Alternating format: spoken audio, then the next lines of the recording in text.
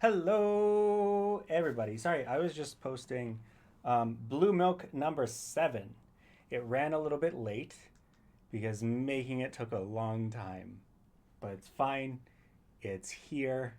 I've made the blue milk. Can you see it? Should we turn on the build cam? Um, da, da, da, da, da. Let's see if we can see the blue milk. That's not it. That's medical paperwork. Oh, it just looks like gray milk because I've got blue light shining on it. But it's blue. You'll see it in the TikTok when you watch it. Let me double check to see if the captions are working. The closed captions are working. That's good. That's a good thing, right? They should be working on mobile as well as desktop. So captions are working. Blue milk is here. I think it's just time to get started on the game. Let's get started on the game. I did have to level up my friendship with Scar over the past week, and by over the past week I mean yesterday, just so that I'm at level 7, and then I can do the mission once I'm at level 7. So let's get the game open. Why not? Let's get the game. Game. It's loading. I may have to restart the game. Sometimes, if you don't close it completely overnight, it just like freezes. But I'm seeing like, where is it? There. That little speech bubble. That means Scar is with us. And we are building back a relationship with these two friends. That's what we're building tonight. Oh, before we get to the game, we're going to do Lego Haul. Lego Haul. Let's see here. The notice said Lego. Notification shouldn't say Lego. The notification should have said, help me. Oh, come relax with Lego building.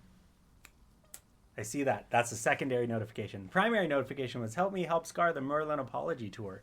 So let's change that. I'll change that. I mean, I guess it's too late now, but it will be changed for next time. Playing Lego. Hi, Letdown. Hi, Negasonic. It's going good. It's going good. I'm ready to make amends with Scar. We did conflict resolution today in therapy. But first, before we get into that, let me get into Lego Haul. So, went to the Lego store last Saturday. Got some Lego Haul. Number 1. Oh, build cam. Got to turn on the build cam. You get, every day that you log in, you get points for changing your outfit. So I'm dressed as an incredible. All right, back to Lego Haul. Beehole tiger / koi fish / red panda. I guess it comes with a bird too. I didn't notice the bird before.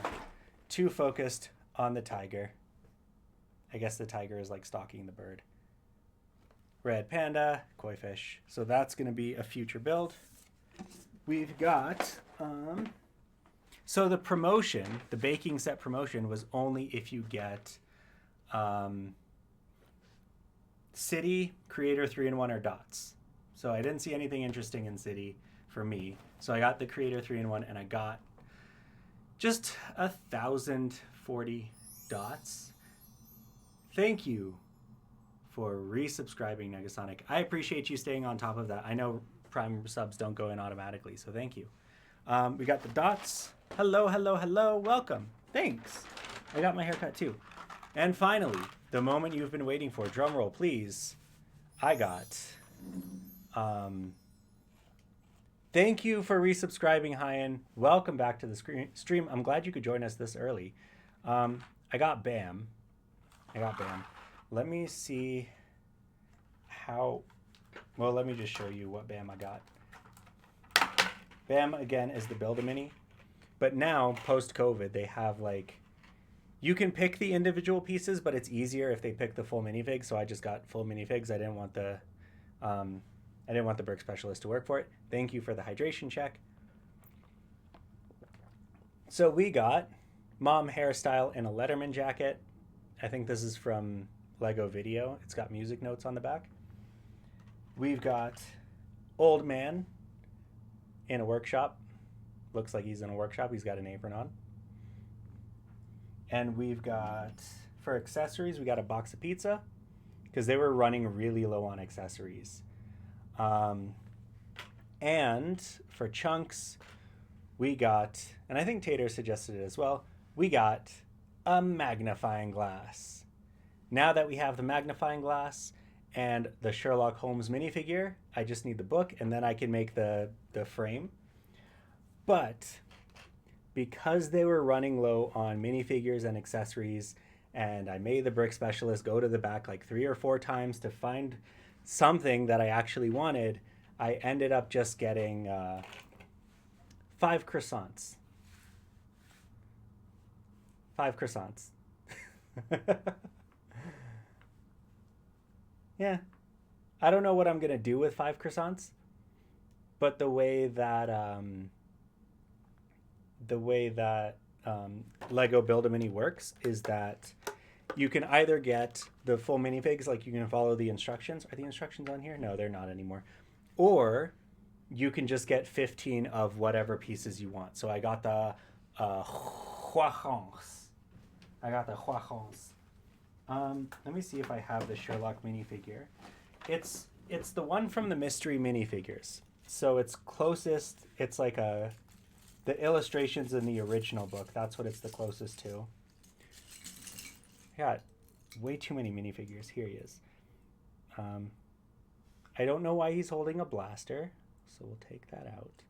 You can just get accessories. You can just get 15 accessories, or 15 heads, or 15 legs, or 15 hairs. As long as it's 15 pieces, you can get whatever you want. So yeah, this is the Sherlock Holmes minifigure. It's kind of hard to see. Do I have to put him like further back, or can I do the makeup tutorial thing? Yeah. So him and magnifying glass, which, as the brick educator pointed out, actual magnifying glass. You can magnify. So I don't think there is a John Watson minifigure, like an official one. Look, actual magnification. So I may or may not put a John Watson in the frame as well. It's just going to be that. You'll have to remember that. I'll have to remember that. Seems cheaper if you want 15 figs. Yeah, so it's either 3 full figs, which is torso, legs, head, hair, accessory, which is 5 pieces, or 15 random pieces. As long as you get 15 pieces, it doesn't really matter what pieces you get, as long as there's 15. I missed a bunch of the chat.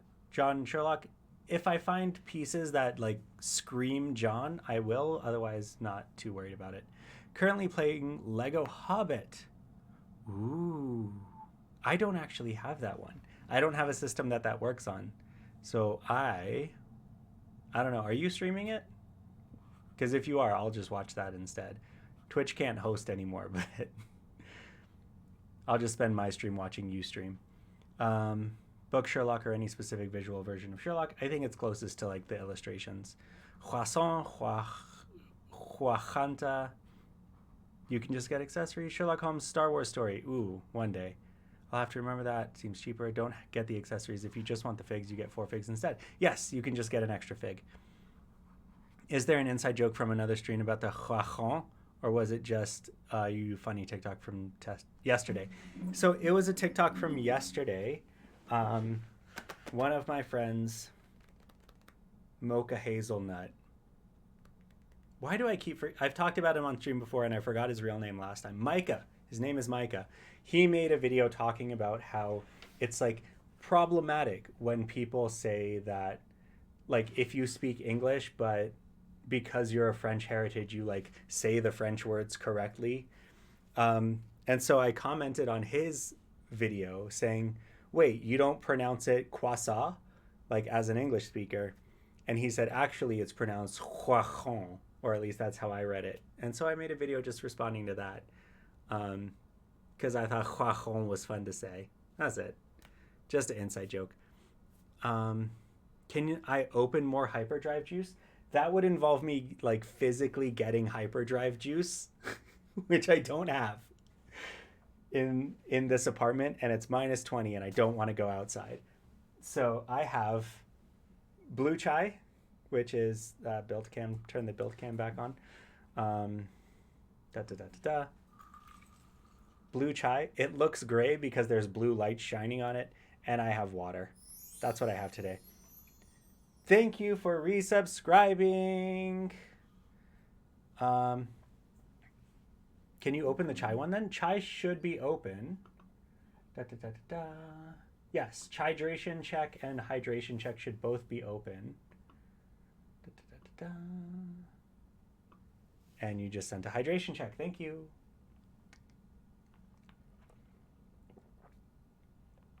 Honestly, I probably could. I've just been trying to get all the Lego games and get as close to 100% as I can. That's what I'm trying to do too. I think I'm missing 2 Lego Switch games. Hyperdrive and Hydrate. That's weird. Mine is showing that there's no... Okay. Okay, so hydration will just be water, and then the other one, if there's another one available, that will be the chai, because I only have water and chai today. It did it automatically, but Twitch asked me if I want to brag, and apparently I can't resist the brag. Well, I appreciate you actually letting me know, because I don't get notifications when people resubscribe if they're doing it off stream, or if it does, or if it happens automatically. So thank you. I appreciate you bragging, because then I can brag a little bit too. They've all been bought. Hyperdrive says it's out of stock. It's paused. It's not out of stock, it's paused. Do I need to change this somewhere else? Okay. Da, da, da, da, da. Dashboard. Do viewer rewards. No, not those rewards. Channel points, rewards and challenges. Hyperdrive should be turned off. Hydration should be turned on. Okay. Okay, it should work now. Twitch is being goofy. Hyperdrive needs power converters probably. Or if you saw, what was it? I think this morning's video, all the hyperdrive fluid has been rationed out for the war effort, for the Star War effort. I might make a TikTok later showing off my collection. It's pretty much all digital, but I'm hoping to slowly find physical copies of them all as well. That's good. At least you can get your hands on them. I'm stuck on... Oh, thank you for 2 hydration checks. I'm still stuck on physical copies. I don't feel good about digital copies. Like the game that I'm playing today is a digital copy, and I'm like...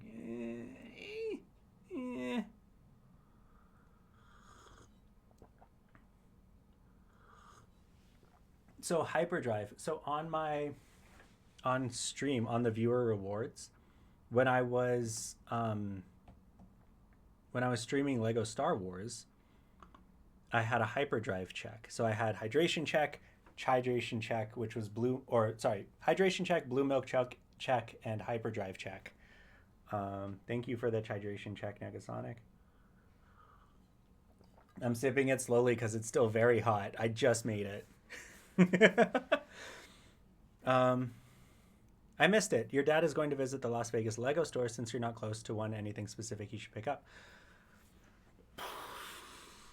I'm trying to think. So as far as like exclusive sets go, most of the stuff that you can get at the Lego store is also on the Lego website, as far as like creator 18 plus or icons and stuff like that you can only get at the Lego store. The only thing that I know that's like a Lego store exclusive right now is the Lego store set. Let me see if I can find a picture.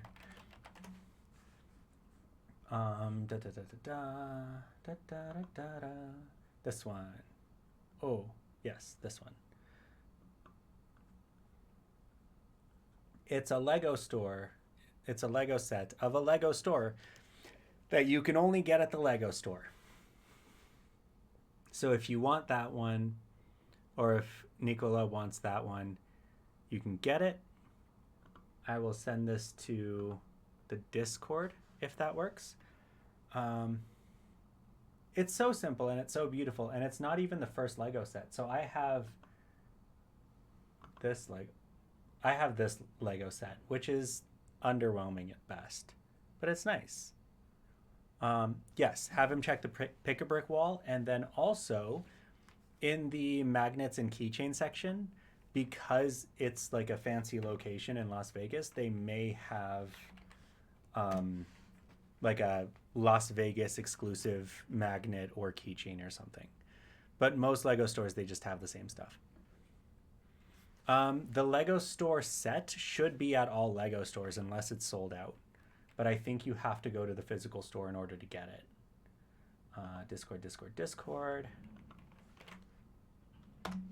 That should be the picture of it.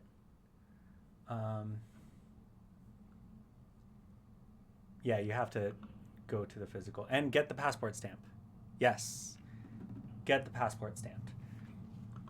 That's the thing I missed out on Saturday. When I went to the Lego store, I didn't bring my passport. My passport is right missing. Where's my passport? Here it is. My Lego store passport. There is a Discord. Ooh, Discord link.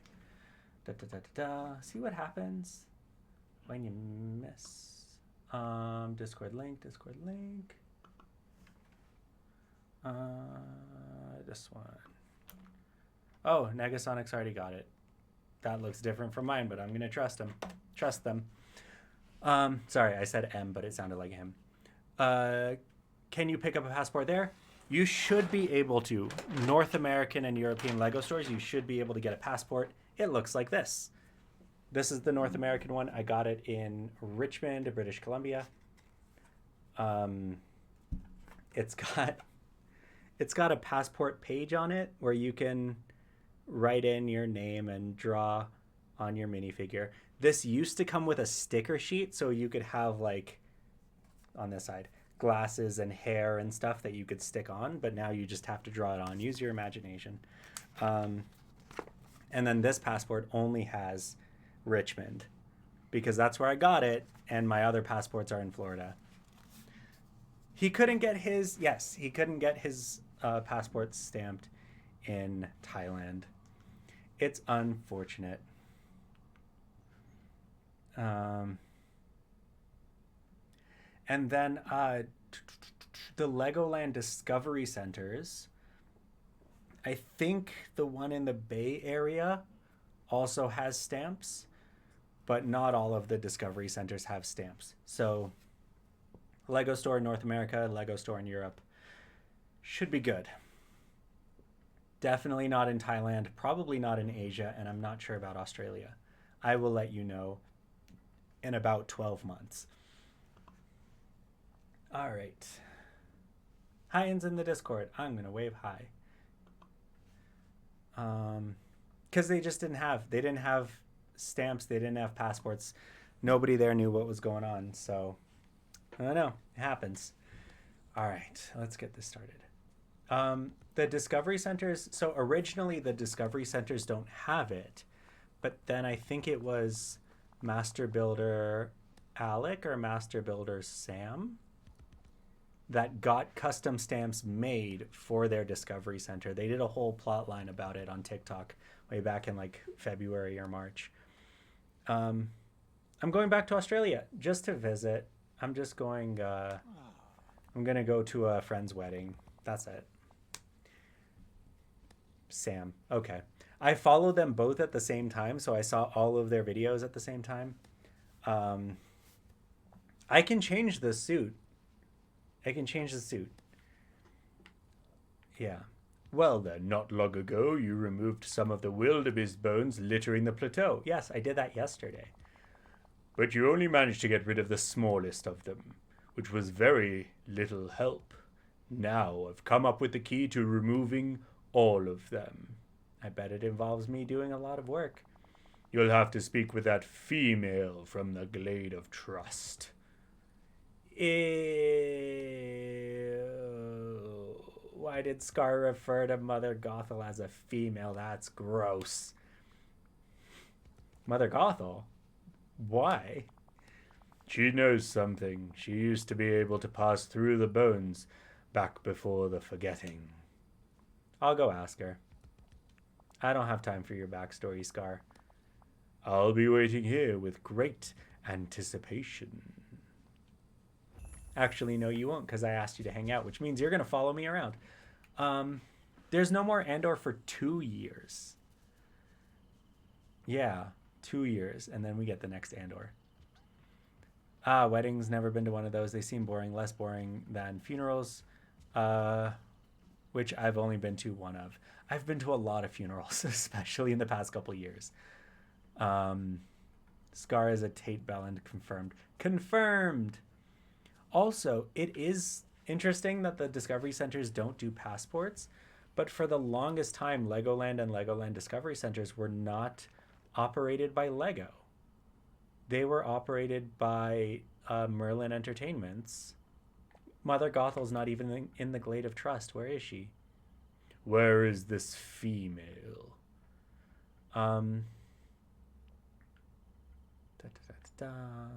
Nope, that's not right. Where is she? Where is she? Where is she? What if she's not here? What if she's gone? There she is. Okay, I'm going to track her just in case because she's moving. That looked like I farted magic dust. They are still operated by Merlin, and then Lego has the majority share of Merlin. So yes, now, as of like earlier this year or like late last year, they are technically operated by Lego, but they're still operated by Merlin, who is owned by Lego. So it's the Lego brand retail stores don't have the same standards as Legoland and Legoland Discovery. There's no consistency there. Actually, Scar and I are trying to... Ugh, don't tell me you're still associated with that creature. My advice is to exile him from the valley immediately.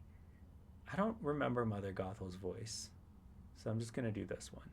Do you know that he tried to hunt me down like some sort of prey? Before the forgetting, I was gathering herbs, and I felt something following me. Something with hungry intent. Yes, Scar is definitely an Andrew Tate friend. He's a... Ooh. I was about to call him a tater tot, but we have a good tater in this chat. Can't call them a tater tot. He pretended it was all a big mistake, but I knew that was a lie. He was looking for brunch, and decided I was it. He was? I'm sure it was a misunderstanding. You'd be helping me, not Scar. Keep them separate. I'm trying to open up the other side of the sunlit plateau. There's a wall of wildebeest bones blocking the bridge. Oh yes, I believe I have the answer you seek. Listen closely to my little story. Long ago, there was a young, beautiful, and brilliant woman. The woman was me, of course. Yep, kinda guessed that. This young, brilliant, and beautiful woman studied the lions and learned about something called the Circle of Life. For them, there is an order to the world, and every living creature takes part in it. The lions eat the wildebeest, but when the lions die, they get trampled by the wildebeest, right? That's what happens when the lions die. They get trampled by the wildebeest. I've seen the movie. I know what's up. Some would call it poetic. Well, once I learned of the Circle of Life, I realized there just might be power in it. So I perused Merlin's library and found a recipe for a potion. You must brew the same potion and apply it to your royal shovel to dispatch those bones. Got it. Find the ingredients, brew the potion, save the day. What do I need for the potion? Oh, just the typical things. Some purified night shards to give a spark of magic. And some old bones, the more ancient and crumbling, the better. Where am I supposed to find that? Well, there are fossils deep in the mines beneath the sunlit plateau. Those should do nicely. Those mines are huge. I'll be looking forever. Oh, I'll help with that, dear, if you can follow some simple directions. When you walk into the mines, take a... Okay, I gotta write this down. Oh, no, no, no, no, no, no, no. No. Paper. Paper. Hold on. This is complicated. Okay. Into the mines. Mines. Then left. And then first right. First right. Then another left. Oof, Mother Gothel. Left, right, left. Oh, okay. I thought there was going to be more. Now, once you have the old bones, you'll find a way to turn them into ashes by lighting them on fire. Scar should know a way of doing that by lighting them on fire. He seems to be rather fond of destruction. Okay, I'll go find some old bones in the mines, get some purified night shards, and talk to Scar to figure out how to turn it all into a potion. Into the mines, left, right, left. I missed so much chat while I was reading through that. That took like all of my focus. Where are we? Lego buying Legoland. And also, like, I think they bought Shrek's 3D Adventure and Peppa Pig World of Play and all the other PJ Masks, the theme park rights to PJ Masks. They got a lot of stuff out of that deal. Until that second trailer for Andor came out, I was very tempted to not bother with Andor. But then that shot of the Star Destroyer on Aldhani changed my mind. And I'm so glad I did. Legit some of the best TV I've ever watched. It is very good TV. Very good TV. I will admit, I did not see any of the trailers for Andor. I went in blind. I had no idea what to expect or what I was looking for. I went in with, like, no trailers, just people being mean about it on the internet because the guns looked too real. And the fact that Andor was in it. That's it. I didn't even know Mon Mothma would be in it, or let alone be like a major character. Da, da, da, da, da. And still people don't watch it because it's not a main character, or they only want lightsabers. That's the biggest thing that I've seen in like the Andor discourse, is that like we know Andor dies at the end of Rogue One. Spoilers, I think it came out in 2016. So what's the point of following his story? But in the same vein, Darth Vader died, but we still care about Anakin. We still had, 3 movies and 3 TV shows, 2 TV shows about Anakin. But he dies. We know that. Han Solo dies, but he got his own spin-off movie. Everybody dies eventually. And yet, do we care about the characters or not? We have a name for those people. They're called boring people. Don't like good TV. Oh, there's a trend on TikTok about people complaining that Andor is bad because it has screws and bricks. That whole trend is just making fun of one guy. That's making fun of Star Wars theory. Because in the last episode of Andor, buildings were made out of bricks. And there were screws holding in a camera that was retrofitted to a wall. So that took him out of the whole experience. And he complained about it on the internet. And now everybody's making fun of him. There is a reason I'm bothering you, but I'll ask later. Andor was amazing. It was so perfectly not Star Wars while being Star Wars. That's the thing about Andor, is that for most of the prison arc, I forgot I was watching Star Wars. The entirety, even Aldhani, the end of Aldhani to the end of the prison arc, I forgot I was watching Star Wars. And then one person shoots one blaster and it makes a whew sound. And I'm like, oh, I've been watching Star Wars for the past month. It's so good. It's so intense, and it's so not Star Wars. Okay, so we're in the cave. We're going to take a left. Left, left, left, left, left. First right. Is this the first right? Is this going to be our first right? No, these connect. That's straight. Okay. First right, and then left. And then beat down. Ho, ho, ho, ho. Ribs. We got ribs. Perfect. All right, let's make some night shards. We have to make those at home. Masterpiece, really. Oh, Star Wars Theory is just being a pathetic clown man, as always. It's hilarious how pathetic it is, to the point I almost feel sorry for him. You gotta get the clicks, right? As garbage as Star Wars Theory's takes are and have been, he gets the clicks. He gets the clicks. Oh, I don't think I knew Mon Mothma was in it. Yeah, it was a pleasant surprise. Actually, no, I found out, because I watched Andor a little bit late, I found out that Mon Mothma was in it because Mesa Windu was simping over her on Twitter.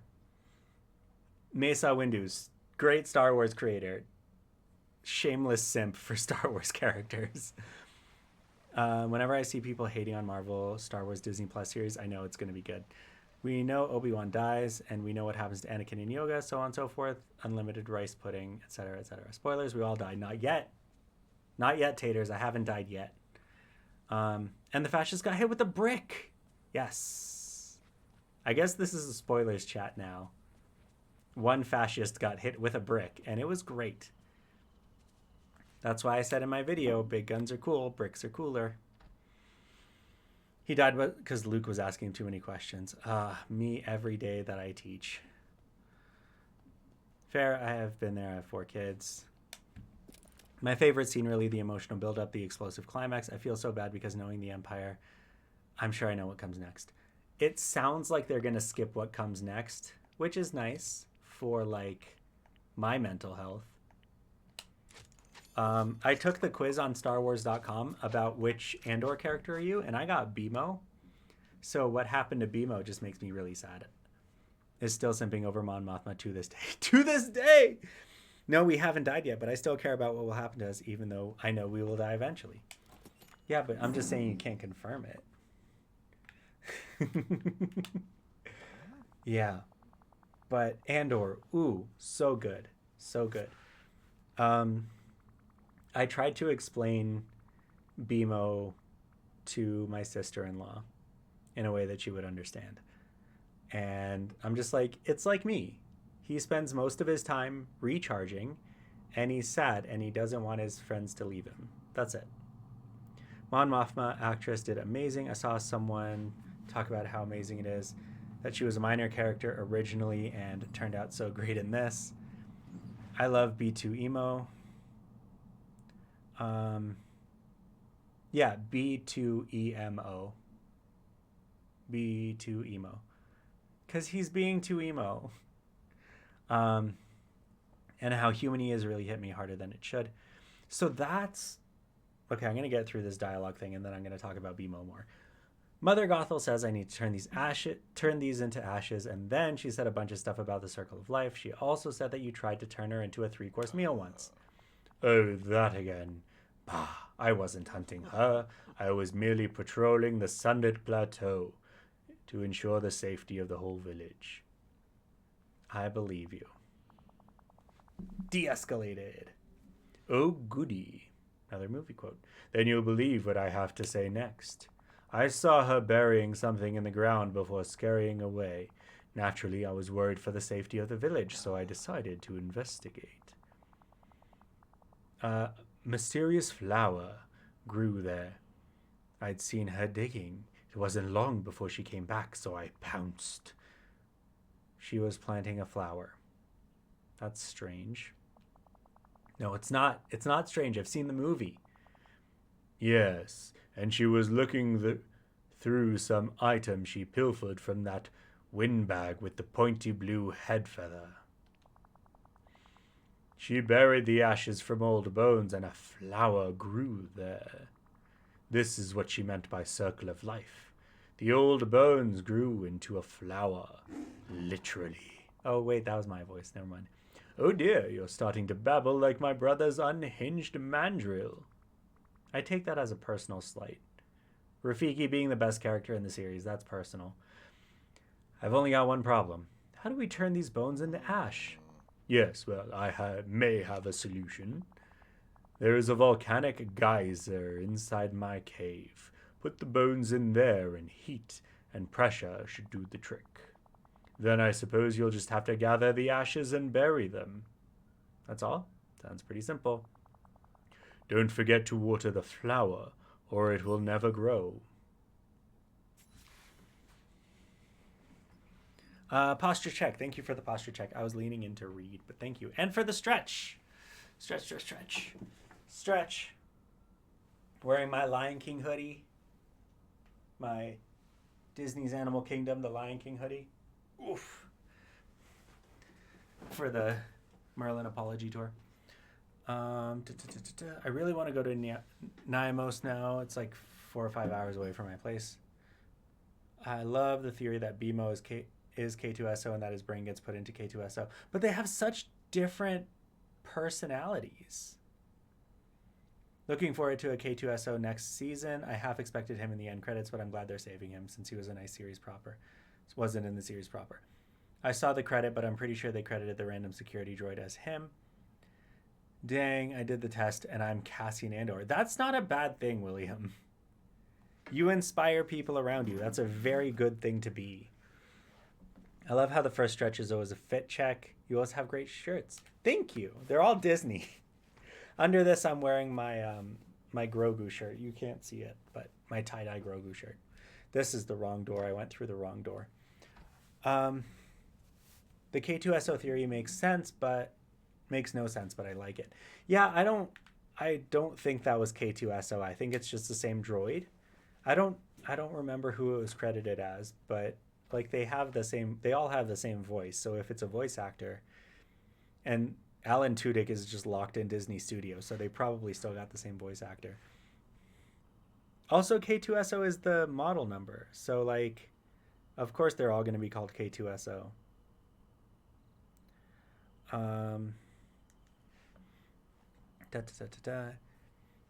That K2SO, because why would we meet that one exact one again? Exactly. You're not going to meet the same one, but it's a model number, right? So maybe all the K2SOs are identical. He did bad things for the rebellion, though. I mean, they were good things for the rebellion, right? Where was I going? I'm going to Scar's house. I mean, yeah, he's done bad things. He's going to do bad things, but he does what needs doing. So the droids. This is something that I like when I watched Star Wars, but I don't like when I think about Star Wars, is why I relate to the droids. Because I'm trying to think, aside from Bor Gullet, what mental illnesses are in Star Wars aside from droids? Like, Dio has PTSD and maybe autism, and BMO has depression. So, like, do people have mental illnesses in Star Wars? Or is it just the droids? And Marvin has depression. Yay, that was fast. Okay. I thought that was going to be a sit around and wait for 24 hours thing. They let Alan Tudyk out to do Resident Alien, which was a really good show, and then he gets locked back in the recording booth with a litter tray and half-working fridge. It was Alan Tudyk. Oh, I thought it'd be more like Astromech or Protocol droids, with the model being before the hyphen and the actual droid identifier after the hyphen. So that's the thing, is that when we look at Astromechs, we have R2-D2, which is our friend. But there are also a bunch of other R2s, right? So R2-D2 would have his identifier, but the other R2s would be R2 something else. And then K2SO, since all those Imperial droids are identical, they would all have the same model number, right? Luke in The Last Jedi. Last Jedi is the second one. Yes. I think Luke has depression in The Last Jedi, but it's not seen through, right? He just kind of gets over it without really getting over it. And then he dies. They can't afford to have mental health issues when they're fighting the Empire. Really? Is that where we suspend our disbelief? Because I'm pretty sure a lot of people with mental health issues are fighting the Empire. I don't think the Empire is helping with anyone's mental health issues. There's definitely something going on with him at the start, but yeah, it's not handled fantastically. It's not handled fantastically. I think if we're gonna say that Luke's portrayal in The Last Jedi is depression, then I think it's like the moral definition of depression as opposed to the medical definition. Whereas Dio in Rise of Skywalker has like actual DSM-5 symptoms. And BMO has actual DSM-5 symptoms, and it's not just a moral failing on the part of the droids. So it's interesting. It'd be cool if they had like, and I guess Darth Maul, but he was like, that was a very stigmatized portrayal of mental illness for Darth Maul in the Clone Wars. Come on, bunny, I just want to feed you a crot. Can I feed you a crot? I can't feed you a crot. Okay, you don't want to eat, that's fine. Plant the ashes anywhere in the sunlit plateau. Okay, here we go. But also the droids are just so funny. Maybe we're overthinking this. Yeah, so some of the droids are funny. But I feel like when it comes to mental stuff, the droids get the brunt of it. So not only Dio and BMO, but also in episode 4, there is a droid being tortured. That's like, they show the droid being tortured, whereas later on, I forget what order episode 4 is in. At some other point concurrently, they skip over Princess Leia's torture. Yes. You can go to the droid depot and you can build an R2 unit or an R4 unit or a BB unit, or I think they have C units now at Disney World and Disneyland. Yes. Next time I go, I'm like 100% building a droid. Droid is being tortured by a droid. And then also in, I think it was The Last Jedi. I've only seen the sequels once, so it's all kind of like a blur. But there is this whole emotional beat about the morality of using knowledge that you have with C-3PO. Because he can translate Sith, but he's not allowed to translate Sith. And the only way to translate Sith is to wipe his entire memory. So it's like that, the exploration is happening there, but it's not. I forget where I planted this thing, and it's already drying out. Do I just need to sit here and watch this plant, or can I do other things? Okay, I gotta put something big here, because I'm gonna forget where this plant is.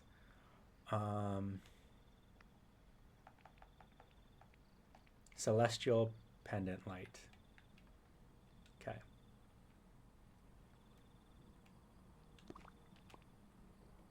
Okay, I'm gonna leave this light here so that I know where the plant is. Plant is in front of the lamp. I really want a BB unit. I've got a BB-8 bauble on my Christmas tree. Done for years, BB-8 on your desk. So, Alex, I know you're probably not going to Disney anytime soon, but don't get the Droid Factory. Don't get the Droid Depot BB-8 or BB unit. Yes, it's cool. It's custom colors and it can interact with other droids, but like, they also break in half super easy. The amazing voice actors they get for the droids: Taika Waititi, Phoebe Waller-Bridge, Alan Tudyk. I was thinking about wording serial number, like K or R2 would be the model, then 2SO or D2 would be the serial number. That's what I'm thinking too. But not even a serial number. I think it's like K or R2 would be the make, and then D2 or 2SO would be, or SO would be like, so K is like the model, 2 is the version, and then SO would be like the more specific model, I think. I keep forgetting Taika Waititi's the assassin droid in Mando, whose model number I blank on. I keep forgetting that the assassin droid in Mando said words. I forgot that it said words. I think the assassin droids are also Ks. So hold on, I'm gonna go to Wikipedia on this because, as you can tell, this plant is just sitting here drying out, so I can't do anything else in the game. I literally just have to watch it grow. IG-11, that's the one. Droid models, model number. Star Wars. Also, I think Chunks was asking last time, I think the closed captions should be working on Twitch. If you click the little CC button, that's over on that side of the screen, like above the book. There should be closed captions. That was, Leet, L3, L33T, Leet. Okay, this is good. I think this gives us what we're looking for. To Wikipedia. Nope, not that one. This one. And I'm gonna take out my Switch so I can water the plant when it needs watering while we're going through Wikipedia. So we have A-type droids. So the first letter is the type. A-type droids not in the thing. So let's look for one that we know. Let's look at L-type droids. Nope, no L-type droids. K? K-type droids? Models by degree? No.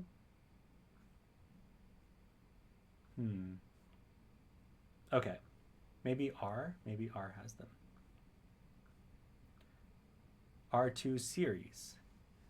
So I'm thinking first number type, or first digit type, second digit, second character, series, and then the last two are models? They were most popular line of all the R series. They stood around 1 meter in height. Distinctive domed head programmed to perform a variety of tasks. The R2 series, the build cam's getting in the way. The R2 series was a major success for industrial automaton, and many later models of astromech were based on the R2 series, though none of them had the same successes. R2-D2 was a notable example of this model. Although the R2 series was used prior to the Clone Wars, they are still considered to be new during the Age of Empire. C1 series... is this Chopper? This is Chopper. Okay. I don't like these ads. My ad blocker's not on. There we go. Okay. Ad blocker's on. So there's R series, K series, L series. Yeah. Okay. And then these are C1s. So there may be like C2s and C3s. And we know there's R2s and R4s, but there's probably R3s somewhere. Okay, plant's done. Back to the game.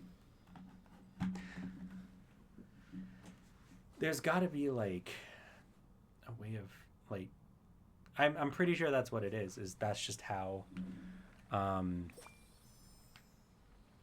it works. So all the K2SOs would be identical then. Chop, he's such a menace, and I can't wait to see that little idiot get in Ahsoka. Yes, live action Chopper. So the Disney, you can get pre-made droids, or you can make your own. The pre-made ones are R2-D2, BB-8, and Chopper. That's why I'm not sure if you can make C-series droids, or if it's just R and BB series. Okay, what was this? Was that? Dark Crystal. Yep, the black and gold droid that Alex showed in the Discord was some time ago was an R3 series. There we go. I don't remember what that looked like, but yeah. So the next question is, what are the, like, is there a catalog on Wikipedia or somewhere probably in the universe of like, these are what R series droids do, these are what C series droids do, these are what A, B, C, D like droids do. And then These are what the R1s do. These are what the R2s do. These are what the R3s do. That would be a very interesting thing that I would never ever read ever. I'm getting a notification from my chat, but I can't see what it is, so it's fine. I'll deal with it later. I find it so funny that Kenobi went through like 7 different astromechs during the way because they got destroyed, and there was Anakin's with just the one droid the entire war that somehow outlived him by 30 years. Yeah, it's a smart droid. I mean, to be fair, R2-D2 was introduced in the series by outlasting all the other droids, right? They sent like 12 droids up. And only R2 actually got it done. Pink hoodie. Yeah, but Kenobi kept going through droids. I feel like Kenobi was not somebody who likes technology. Like, he doesn't like ships. I have a feeling that he like tolerated droids. Where am I going? I'm going back to, oh, I need to apply the shovel head. I also need to empty my inventory. That's a lot of stuff. It's because he never had his memory wiped against protocol, as Anakin never follows it. That's a good answer. I think that's a good answer. He's the best droid because he never stops learning. He never stops learning. He never forgets. Not to worry, I still have half a droid. I still have half a droid. That was my Obi-Wan. It's not good. So is there a difference between B series and BB series? That's the next question. Any new fun gear that I could get? What is this? What is this? Is this a rainbow chef shirt? Blue rose embroidered shirt. No, I'm good. I don't want that. Anything good here that I want? Don't know what that is. Medicine cabinet, I guess. Light up trash can. Ooh, inkwell. I will grab the inkwell. 2,000 coins. Yeah. Yeah, I feel like I was about to say droids should be explored more in the TV shows, but they already have their own TV show. They have their Star Wars droids, which is not the best as far as TV shows go. I like bad stuff, so I enjoy it, but I know it's not good. And I think they're remaking that as well, so we're going to get another droids TV show. Okay. Time to unblock this bridge. We are just cruising through this story, hey? But yeah, next time I go to Disney, or I can just ask Adil to do it because he's in Disney. I'm going to build me a droid. They're like $100, I think. I think the droids are 100 and the lightsabers are like 220, unless they raise the prices again.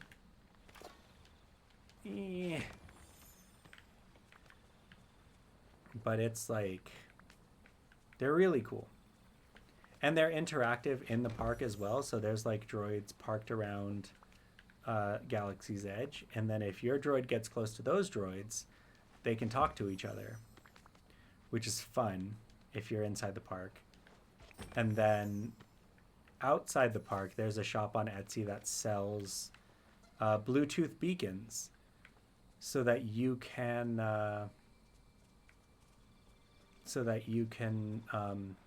do the same interactions at home, just with like wherever you put the beacon.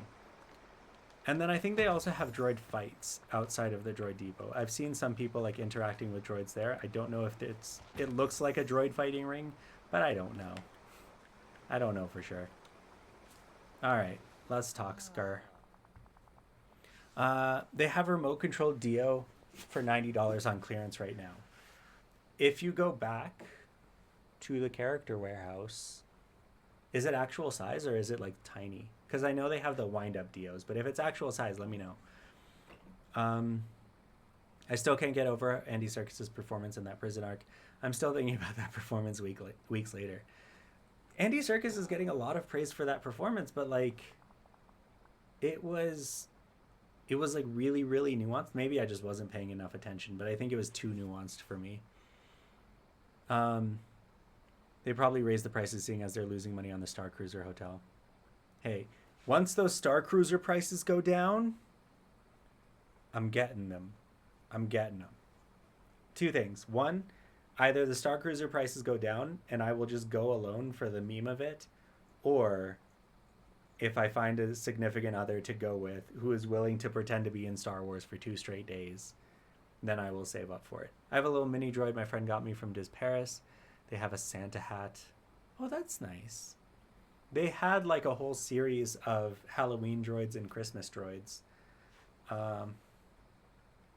Emmy worthy. I have a hunch about Andy Serkis. Now the last thing I need to make my kingdom whole again. I'll do whatever I can do to help. I'll let you know when I'm in need of your aid again. Is that it? That's the whole story? Okay, fine. Fine. Fine. Are we still hanging out? Are you still following me? Good. Time to grind again, friends. Time to waste time. Oh, without a doubt, one of, if not the best performances in Star Wars, I'd say. So, here's my thing about Andy Serkis. Because we have movie actors and we have like stage actors, and the way that they act are completely different, right? Like the facial expression is different, the body movement is different. It's a completely different can of worms to be a stage actor or to be a movie actor. But Andy Serkis is a motion capture actor. Like he got his start being Gollum and being Caesar and being Snoke and like being a motion capture thing. So he needs to perform in a way where it can be picked up on by computers. So like you have to be not as exaggerated as a theater actor where people can see it from like 100 feet away, but like exaggerated enough that computers can pick it up. Or thinking with my big brain right now, exaggerated enough that neurodivergent people can pick it up. That's why I think the internet and social media in particular and Star Wars commentators are having such a field day with Andy Serkis's performances. It's like bare minimum of like, or like maximum subtlety, but still able to be picked up by all these nerds. I say nerds lovingly because I am one of them. It's almost entirely in the eyes. He emotes with his eyes more than his face. Yes.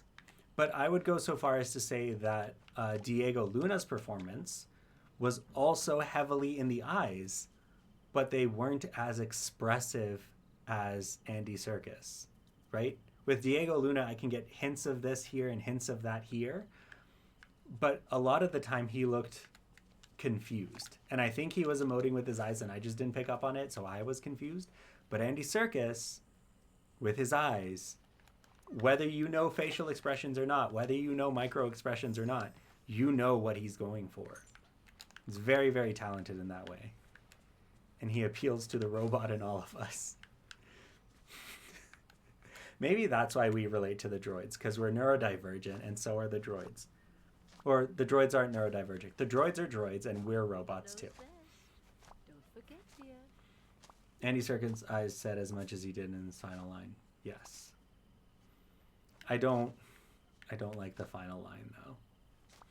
I know a lot of like theories and stuff were circulating around after that episode where they're like, oh, like somebody grabbed him and pulled him or whatever. I don't think he's coming back, friends.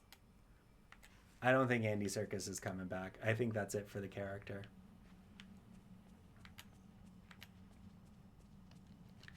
But I also think that's a good thing for the series as a whole, right? Aside from Andor, we don't know who we get to keep. The last line, I think, of the second to last prison episode, no more than 12. Yes. Yes. That whole time that he spent, like, when they're on, what is it called? On profile. From when they're on profile in that tube until they walk out of the tube, his performance is like enrapturing. It's a crazy performance.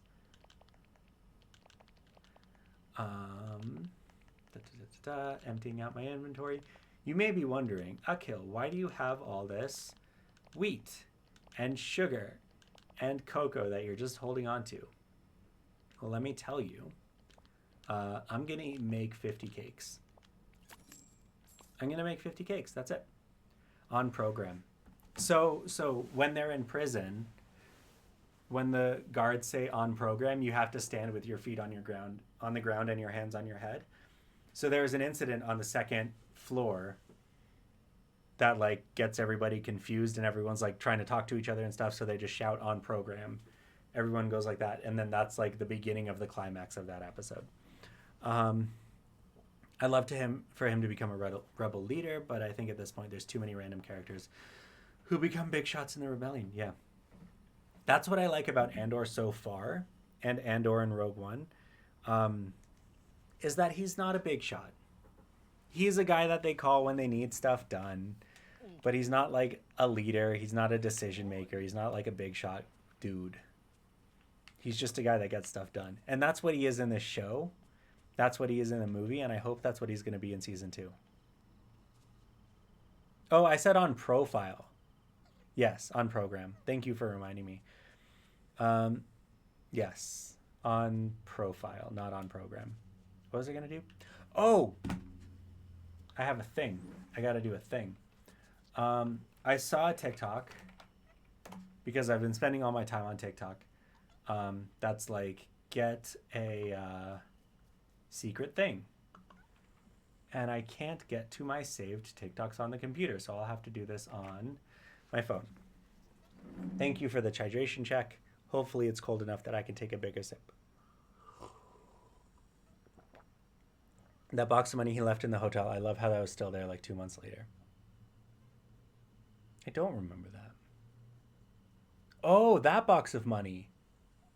He left. Oh, I didn't realize it was still there. I must have missed that part. So, on TikTok,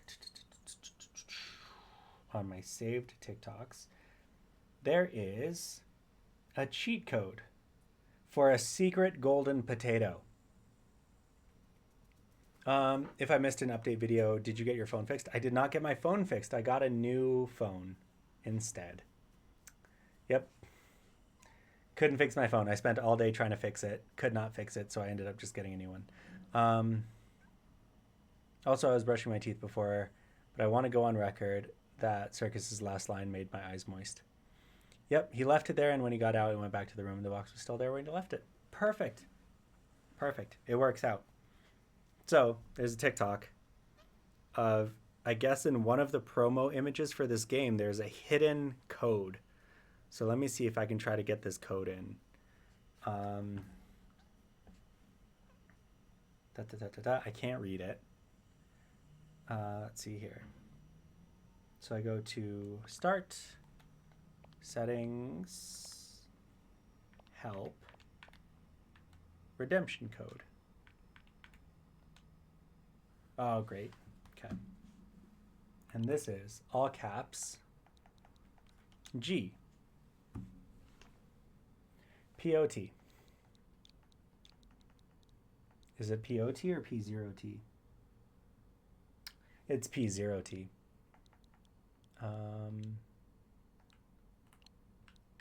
P0T. If it's not P0T, we'll try POT. Dash OAT AT 0 dash LDFS LDFS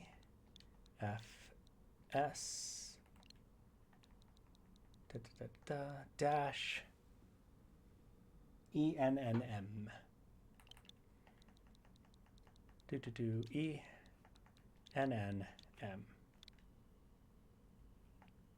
Claim.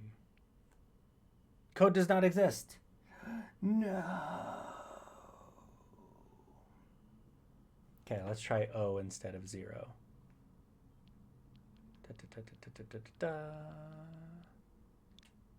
Or maybe they're all letters and it's just blurry. Let's try all letters.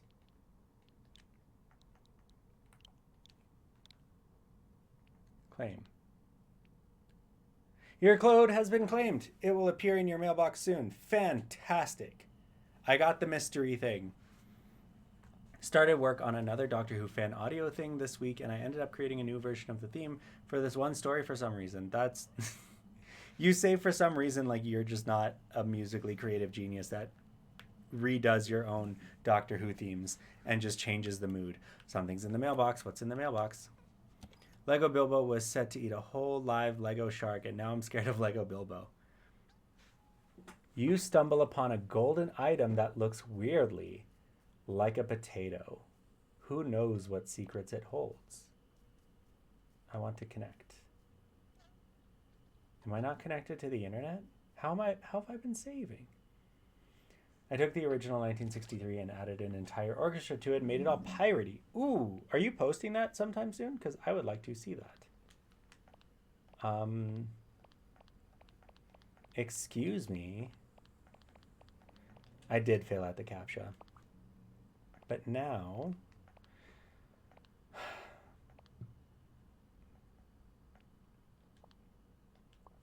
Did I get it? I got it. A mysterious golden potato. A shiny potato that should probably not be eaten. Can I do anything with it? I can't do anything with it. Let's cook it. Let's cook the potato. I too look weirdly like a potato.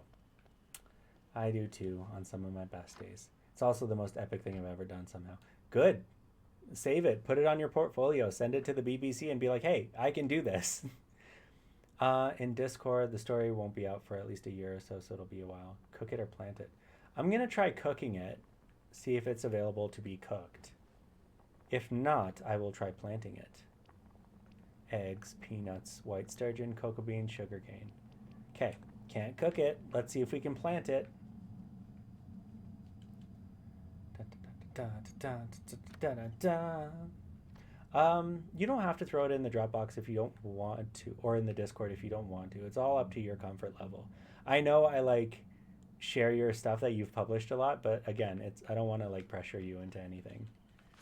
Once it's ready for the public will find it. I just noticed that these are different designs. There's a sun, there's a moon, cloudy moon, sun. Neat. Okay, let's try planting. Can we plant? I can't plant it. I have this mysterious golden potato and I can't do anything with it. All right, I'm just gonna put it in my box of stuff. In Norway, we say, I'm a potato, if you want to express that you can do any task you're assigned. That's good. I think that's better than the American colloquialism for potatoes. Because usually potatoes mean like lazy, or if you're on the internet, it means low quality, or like a couch potato, or I don't remember where it is. I think it was on like 4chan or something, where somebody said, did you take this picture with a potato? Because it was a low quality picture. So now potato just means lazy, like a couch potato, low quality, like a low quality photo taken on a potato, or the offensive term, because potatoes have 34 chromosomes, and you can probably connect the dots as to who potato is an offensive term for. Yes, that explanation is so much better. Because potatoes can be used in any dish. You can have chips, you can have fries, you can have mashed, those are the same thing in the UK. You can have mashed potatoes, you can have baked potatoes, you can have vodka. Like, the possibilities are endless for potatoes. They're very versatile. But because I live in North America, I can't just say I'm a potato without explaining that. Without explaining the Norwegian version of things. Because, ooh, boy, does it have a bad connotation. Okay, I'm going to make some crudités for Elsa. Because you're a snack. For some countries, it should be rice. But rice, I don't think rice is as versatile as potatoes. I don't think rice is as versatile as potatoes are. But that could just be my opinion. I heard pastability and it reminded me that potatoes can be used to make pasta. Exactly, that's why I said it. Even though the phrase comes from a Cracked video where they say the possibilities are endless, breadsticks and salad. Like as a pun. But yeah, potatoes are good. Potatoes are diverse. I have a whole tray of mashed potatoes, like ready-made mashed potatoes, to just eat at any time. Because I just love mashed potatoes. My sister-in-law is like, make sure you have snacks, make sure you have food at work. And I'm like, I have a tray of mashed potatoes and a variety pack of string cheeses. I'm good. I'm good in the food department. Rice is versatile, but nowhere near as much as taters. That's what I'm saying. I can make one more birthday cake out of this. I'm going to make one more birthday cake. Why are you making birthday cakes, Akil? Why are you making so many birthday cakes? I'll tell you why I'm making so many birthday cakes. The ravens in this game only eat 5-star meals. And if you want them to be friends, you have to feed them stuff that they like. Oh no! I ate Elsa's meal. Oops, my bad. Let me make another one. Okay, crudités, just carrots. I was saving those for the bunnies, but the bunnies don't want to eat right now, so let's try this again. Let's try not eating Elsa's food. Hey, Elsa. I'm so happy to see you too. I have your order. Taters and cheese, that's all you need.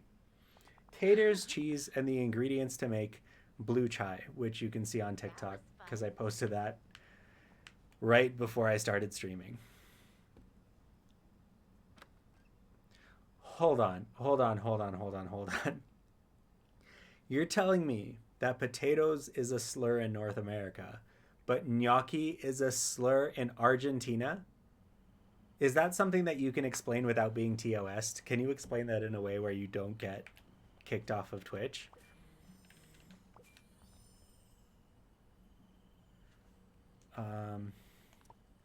Yes, please. If you ordered a cake and the chef walked out eating your cake. Not as confused as I would be if I ordered a plate of carrot sticks and the chef like walked up to my table, ate the entire plate of carrot sticks, and then walked back to the kitchen. I would see that as a personal slight, even though it's accidental. At least in this game, it's accidental because I'm just in the habit of pulling things out of the inventory and not in the habit of talking to people. Gnocchi is people in unemployment in Argentina. I don't understand that. Is the word for unemployed in Argentinian Spanish close to gnocchi? Is that what it is? Ooh, I take some of these so I can make more birthday cake. What's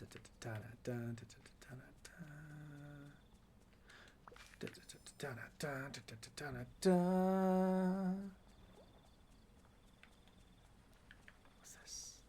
That's a hole that needs filling. Oh, you don't understand either. It's just one of those things that happens. I getcha. Language do be confusing like that sometimes. Digging in the shiny holes. Can I? Ooh, I can feed this bird. Let's feed the birds. Tuppence a day. Bag. Tuppence a... I don't know what the tuppence are for. Tuppence, tuppence, tuppence for birds. Oh, but people eat gnocchi on the 29th of every month, and that's when unemployment is collected.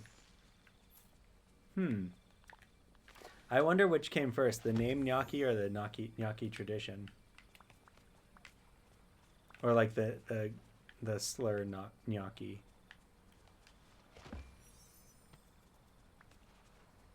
Yeah, that's what I'm saying. Chicken or egg. Whomst knows. Chest of coins. Chest of coins. I should probably change my outfit, but do I get... I do get points for changing my outfit, so let's change the outfit. Ooh, I got something in the collection. What did I get in the collection? I got furniture. Oh, it's for the ink and quill. Okay. Outfit change, outfit change. Time to change the outfit change. What are we feeling today? You know, I just saw the Toy Story expansion is coming out in December. And they promoted it using the Buzz Lightyear outfit. So I'm going to try the Buzz Lightyear outfit real quick. Oops, not that. This, and this.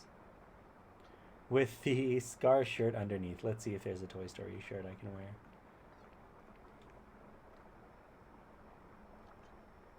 Unemployment office website in Norway is offline between... Really? Why would the unemployment website be offline? Time to go job searching during the stream again. Haven't done this in a few weeks. The unemployment people are starting to get annoyed with me not getting a job. Oh, are you like in a place where you need to get a job in a certain amount of time? Because that seems important. It was the Dragon Tales theme song, not the Dragon Scales theme song. And I think the game just froze. Yep, game just froze. Cool. Cool. So how's everybody doing now that we're back away from the game? No, that's fine. It's not like you're a mother of 4 kids or anything. I also don't know if Dragon Tales is still on the air. I used to watch Dragon Tales when I was in high school because we had TVs in like the student lounge, and the student lounge is where the nerds would eat their lunch. But that TV only got PBS and C-SPAN. And nobody wants to watch C-SPAN, so we would spend our lunch watching Word World and Dragon Tales.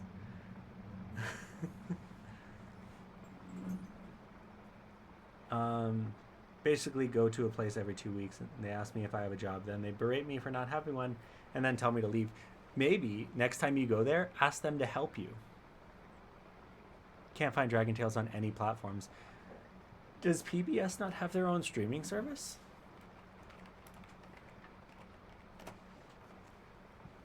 They have a live stream. Choose your local. Choose your location. Okay. Oh, I can't turn on my VPN because... Oh, maybe I can turn it on just for the browser. Let's try it.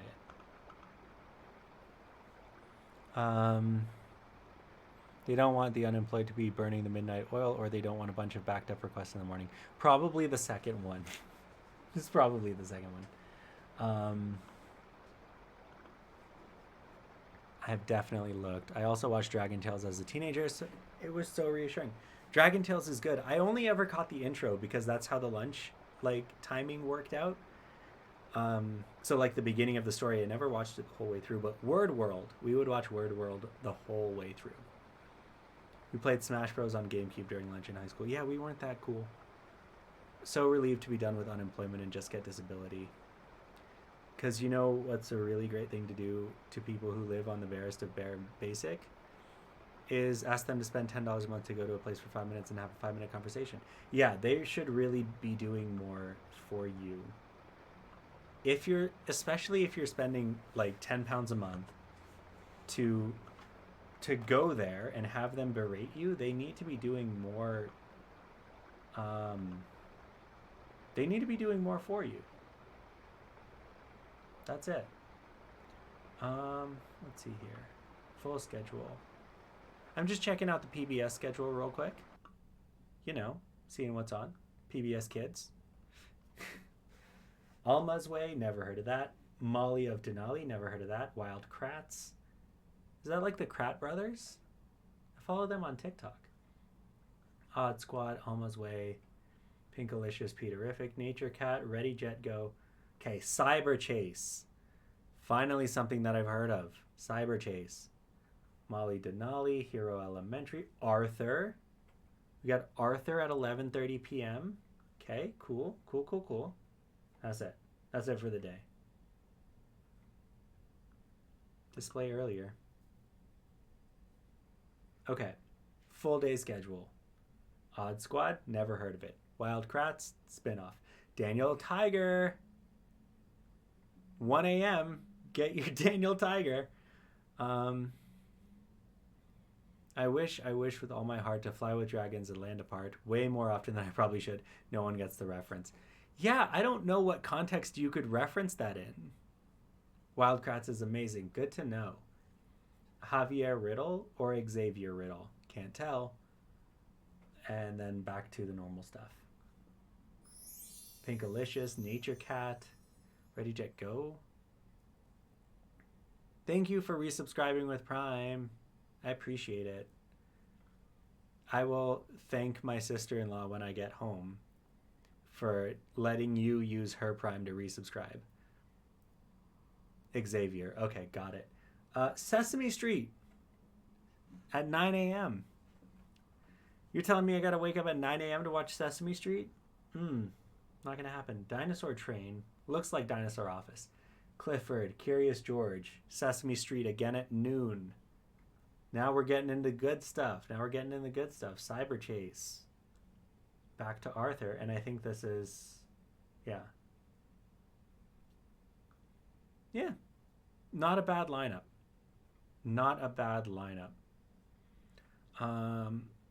What did Alex say? All through 2020, they were done all the appointments over the phone, and it worked perfectly fine. But nope, have to go in person. You got to go in person. One of my clients is actually an employment agency, and they do the same thing. They just berate people. They force them to come in, and then they berate people. What if... No, that's it. Can I watch anything live, or is it blocked? Away from home?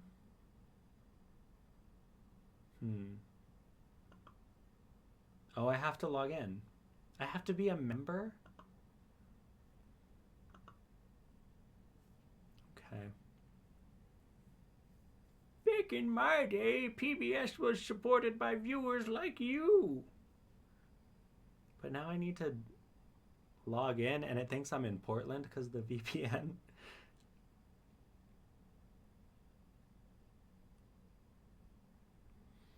Your location, hold on, what does this mean? Your location has been updated to Calgary, Alberta. That's not my zip code. That's not my actual zip code, by the way. If this location is in the greater Seattle area, you should now be able to watch our live streams. If Calgary, Canada is in the greater Seattle area, can I watch the live streams? No, I can't watch the live streams. On your board in Maricopa County are Republicans like yourself.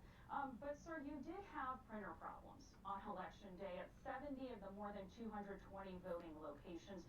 Do you think that the printer issues provided a pretext for unleashing misinformation? What? Do you have any regrets about not staying more on top of the equipment? Cool. So I can listen to the news while staring at a screen that says I'm not allowed to watch. Got it. Just setting up a new Gmail account just to make employers' job harder when they go to do background checks on me. I don't think your Gmail account... Do you not have to give like a social insurance number or something when you do background checks? Also, how often are you getting background checks? Love learning about animals so much, and the information that they give is so easily digestible. It's just the best. You should follow them on TikTok then. Actually, I don't think they do a lot on TikTok, but I follow them on TikTok. Because what was their other show? Zaboomafoo. They used to have their live action show, Zaboomafoo. Yes, Zaboomafoo. Where they also talked about animals.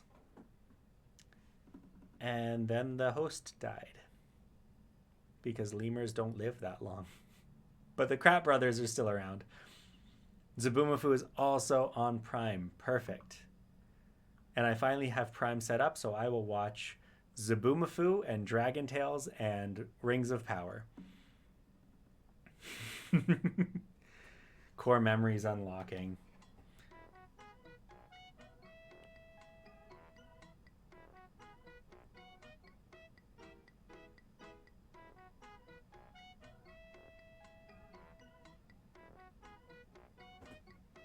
Okay, anyway. Well, you never know. Just also makes sense to keep the work stuff separate too. It does. It does make sense to have like a professional email and a personal email. I never really got into that. Okay. I never really got into that because as long as I've needed a professional email, I've had a professional email address. Like I've had a work email address. So I've never actually worried about that. Maybe it's time to get out a professional email because I'm getting like a lot of, I was going to say a lot of junk mail, but then I opened up my email and it's asking me to donate to the zoo, which is not junk mail, but also not something that I can do right now. Even though I work at Nicholas School, I require all emails regarding him to go to my personal email. That makes sense. So sad. I didn't like Rings of Power. Wanted to prove the bigots wrong. That's unfortunate. But hopefully you didn't like it for the right reasons. That's the issue that I've been having with the Star Wars fandom, is that the people who dislike Star Wars for the right reasons are lumped into the people who dislike Star Wars for the wrong reasons. So everyone just assumes that you like Star Wars for the wrong reasons because they're the loudest. Yes, I am a zoo member. I've been a zoo member for the last 2 years. And I can double my impact. They're matching donations up to $30,000. I cannot donate $30,000. I can give a gift membership though. That's like $80.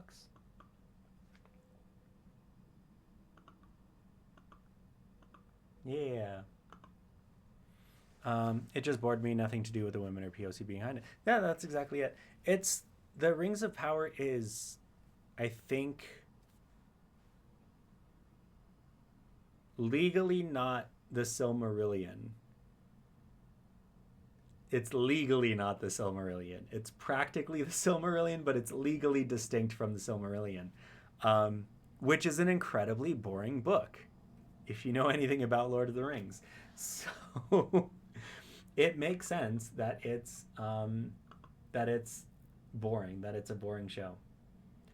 I don't blame you for thinking that it's boring. I do need to watch it for my other social media requirements. Speaking of which, I may have to adjust the streaming schedule. I may be forced into adjusting the streaming schedule because I'm going to be on a podcast, and the podcast is on Tuesdays. So I may change my streaming schedule. I may change it to a different day.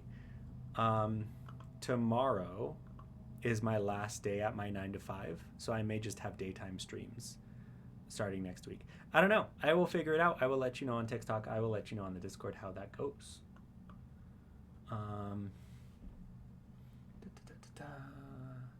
To be fair, I doubt it was the hobbits being black that ruined the show. Dwarves. Were the hobbits black too? Yes, it's just bored me. Nothing to do with the women POC being in it. I again, I haven't seen the show. European friendly hours, maybe European friendly hours if I can be awake. I usually wake up at around 5 p.m. Greenwich time, 5 or 6 p.m. Greenwich time. So who knows? The podcast will be available on wherever you get podcasts, and it will also be available on YouTube. And once we get the ball rolling, I'm going to talk to everybody else on the podcast to see if we want to do it live, which they'll probably say no to, but we'll see. And the podcast is called Once a Ranger. And it is, hold on, I think I did the graphics for this. Let me see if I can pull that up. It's called Once a Ranger. And it is about being a Power Ranger.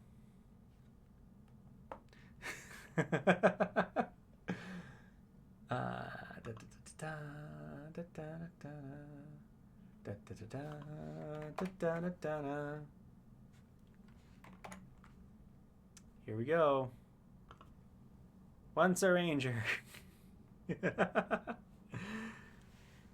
So, this podcast is with Minhas Morgul, who I did the Bollywood cosplays with. It's with Nuv the Poet, who I stitched like last year, probably before any of you guys were following me. And it's with Nick Anger, who is a comic book illustrator. And those three are Power Rangers super fans. They know all the Power Rangers back to front. I think Nick actually worked on a Power Rangers comic book. I think his illustrations look a lot like Power Rangers. So I think he worked on Power Rangers at some point. But I have never seen Power Rangers in my life. So I'm going to be watching it for the first time and then talking about it on a podcast. That's what it is. Yes, they're POC Harfoots. Yes. So that's the podcast. I don't know anything about the Harfoots. They were the hobbits that didn't live in the Shire, right? Yes, this is the podcast that we talked about a couple weeks ago on the live. We're turning it into a real thing. Thought they might be hobbies, but didn't keep watching to find out. They are related to the hobbits, like just like how Gollum is like Smeagol is like hobbit-ish before the corruption. The Harfoots are also hobbit, either hobbits or hobbit adjacent.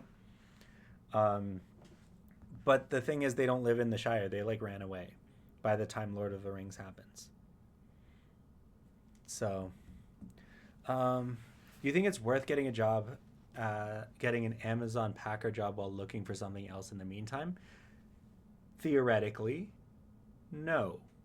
But also, look into the UK work standards. If you are getting an Amazon job in the States, I would say no. If you are getting one in Canada, I would say no. But I've heard that other countries have better work standards. Formerly known as Andy Serkis. Hobbit-ish. The dwarves look cool. I saw a little bit on, what's it called? Not Crash Course. I forget what it's called. Who's the CGI artist React people or the visual effects people React? Corridor Crew. They did a review of the special effects of the show. It looks beautiful. I'm excited to actually watch it. Sad I didn't find out who the big guy was, though. The only thing I cared about. I will let you know who the big guy is when I watch the show. How about that? Thank you for the hydration check. I still got my Mighty Thor cup. Next time I go to the movies, I'll see what cups they have. Thank you for the hydration check. Thank you for the posture check. And the ad time. I can't run an ad right now. One just went, but I'll do a stretch. Stretch. Ugh. Also, For people who are on the 24-hour stream, somebody popped in and gave me a game, and I haven't been able to get it to work yet. Like, I've installed it, and I can't start the game. I've entered the world. I have no idea how to move. I have no idea how to interact with things. It's like, so it's gonna be a while before I play that game on stream. It was the Lego game, the Lego knockoff game, Brick something.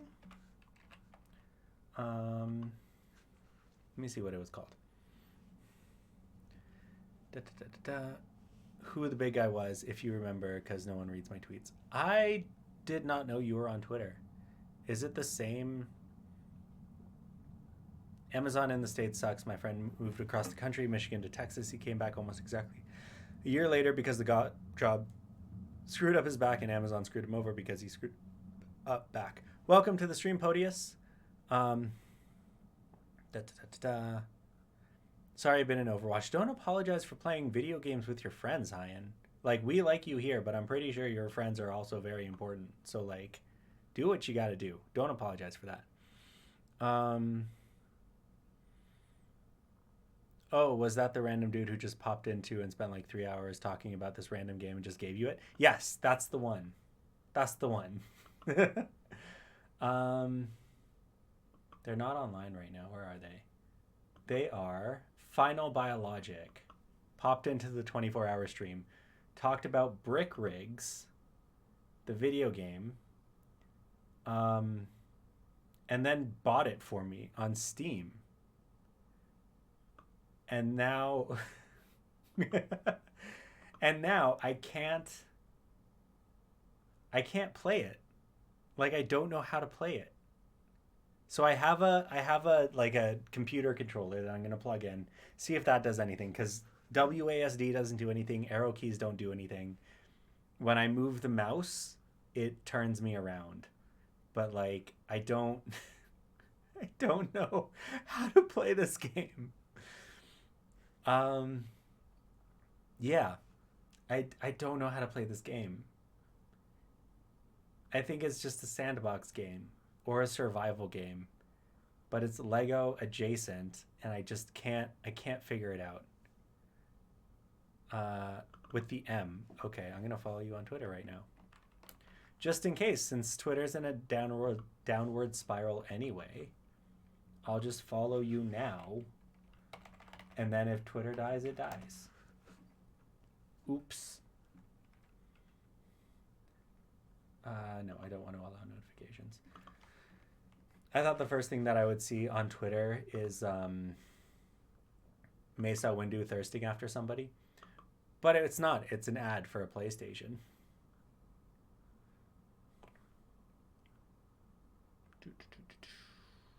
Oh, well. Nothing important.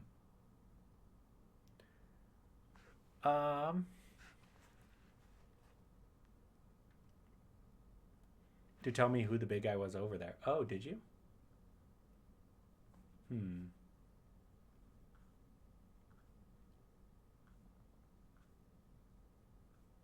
Oh, there's too many retweets. Okay, I'll find it later. Anyway. Is the game doing anything? No, I just need to level up my friendship with Scar. That's the only thing that I need to do now. You know, yesterday, I was playing this game because I'm like, oh, I need to get to level 7 in order to continue the mission. And then that mission went by in like 30 seconds, so now I need to get him back up to level 10. This is ridiculous.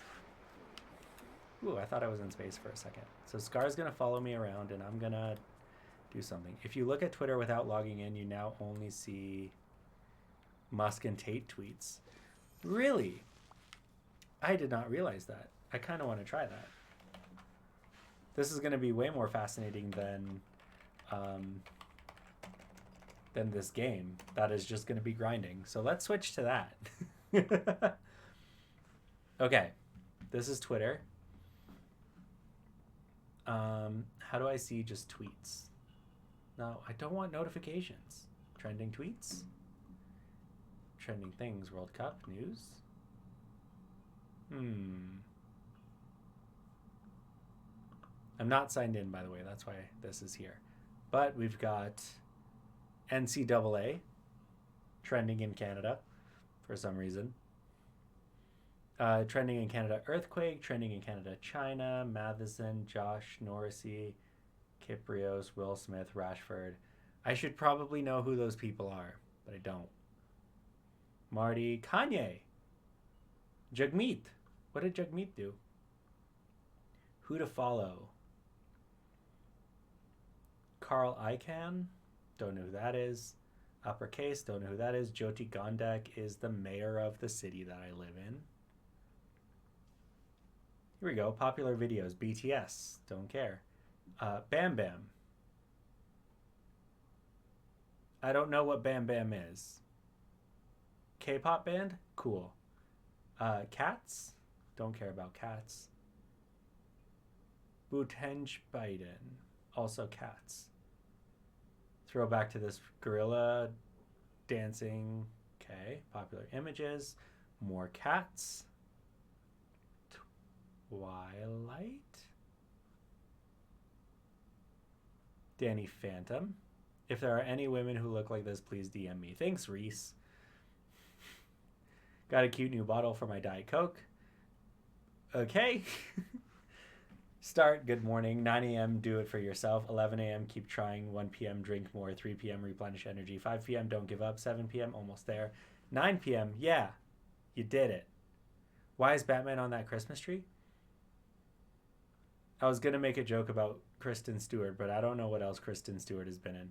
Why are we on Twitter? We're trying to see if you don't log in, what does it show you? Ah, gotcha.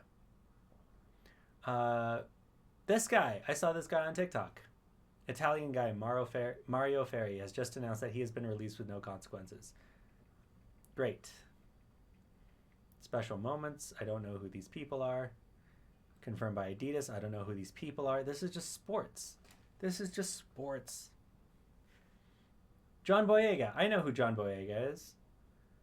I show people this clip more than my movies. Oh, that's sad. Me and my best friend, life could be falling apart. The one thing we go and do is laugh. SMH.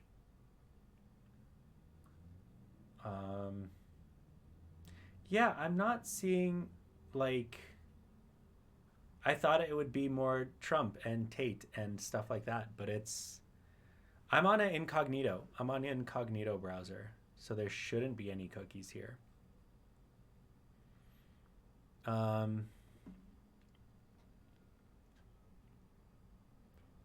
You know what it might be? It might be that if you sign up for a new account, then it shows you all that stuff. Because if you don't sign up for an account, it just shows you like trending stuff. But if you but once you sign up, it shows you like the actual tweets. So I think it's if you sign up with a fresh account. Just like how if you sign up on TikTok with a fresh account, it's just OnlyFans and Andrew Tate. It's like that. Trump was allowed on, but hasn't actually returned, so he wouldn't be in there at the moment. Yep, fair enough. I feel like Trump adjacent stuff, like Tim Pool. Is Tim Pool still on Twitter? You know what? Here's the thing, is that I've blocked Elon Musk and mentions of Elon Musk on Twitter so that I don't see it anymore. Jordan B. Peterson, he's back with a vengeance. He tweeted something today that was like he said Jewish people are the social canary in a coal mine. And it really confused me. Like, I don't know, is that like a pro-Jewish people or is that an anti-Jewish people? I think that's the one that Alex is talking about. The canary in the coal mine one. You can block Elon Musk on Twitter, but he has been unblocking himself from people's profiles. So if you block him and you still see him, you can block him again.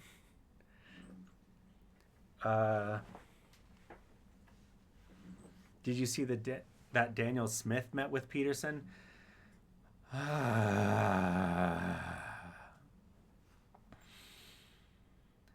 I did too, way before he bought Twitter. But so many screenshots. Yeah, people are just posting screenshots now, so I still get to see his dumb takes. I think the fact that he followed up with that anti-Semitism good kind of sealed it for me. Oh, so I didn't see the follow-up. Jewish neutral and just a fact. I mean, yes, but it's also Jordan Peterson, so I don't want to give him the benefit of the doubt. Let me see if I can still find it. If I can find the tweet. I'm just now realizing I don't see most of Mesa Windu's Twitter on my timeline. Here it is. Oh, dang. I said Jewish people. The tweet does not say Jewish people.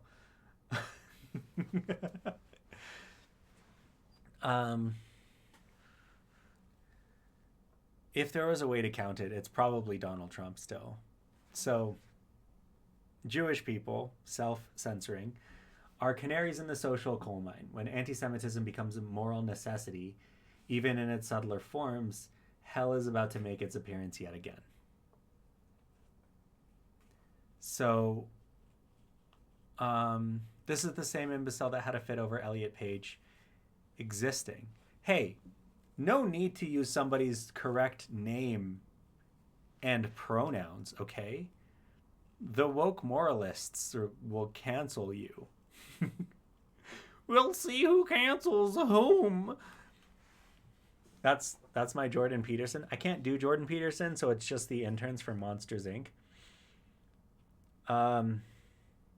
Speaking of crappy people, did you hear that Helena Bonham Carter supports JKR? Yeah. Meh. What you gonna do? See, that's the thing is that, like, so I read a couple articles about that just to make sure I was getting the story straight. Because, like, after Robbie Coltrane died, a lot of people were like, don't respect Robbie Coltrane because he supported JKR. But from what I could see, and I could be wrong about this, he didn't support what she was saying. He was just describing the situation, which was JKR was being targeted by people on the internet, which she was. So it was fine.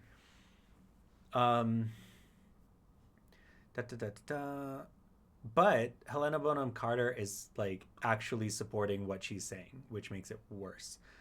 DEFCON 3, was that Kanye? Yes, that was Kanye. And it was DEFCON. He spelled it wrong. And isn't DEFCON 1 the worst one? I don't know. I don't know if DEFCON numbers go up and down. Okay. Alfred saying yes, yes, and yes. I read about HBC. I don't think she supports JKR necessarily. I think HBC was just saying that she's entitled to her opinion. Yes. But the problem is she, like, brought in all these right-wing talking points about cancel culture and all that stuff, even though JKR has not been canceled. Like, she still has pretty much everyone my age, most of the people my age, firmly in her pocket. She's still making movies. She's still writing books. She's not canceled. She still makes millions of dollars. And David Bradley has been retweeting a lot of her stuff recently. And it's like, dang, David Bradley, I really like you. You're in Docu Who. Please don't be the thing. But she's, like, aside from the king, the most powerful person in UK. Right? So you're either on her side or you're, like, against your entire country. And since the UK loves hating on trans people, that's what you gotta do. That's what you gotta do. I have a video coming out in sometime this week. I filmed it today. It's coming out sometime this week about how, like, when popular opinion turns against a minority group, one of the things you can do is just play along and laugh along, because the social consequences for not doing that far outweigh the temporary consequences of just, like, being mean to a minority for a little bit. And I'm talking about my own experience because, like, when I was growing up, people made fun of me for being brown, and I just kind of played along. But that'll be explained in a video later this week. Fair point. People are entitled to have their opinions, but at least mention that some people's opinions can be harmful and wrong. Some people's opinions can be harmful and wrong. She is spending her money to be harmful to people. She is using all the influence that she has to make people be have miserable lives, pretty much. I don't know if she's actually like promoted killing them, but she's like real close. The only folks who ever get canceled have canceled themselves as long as they're self-canceled. Yeah, like Dave Chappelle. He canceled himself, and the world was a better place. And then he came back, and then complained about being canceled, and then he came back again. So now the world sucks for people in the Dave Chappelle sphere.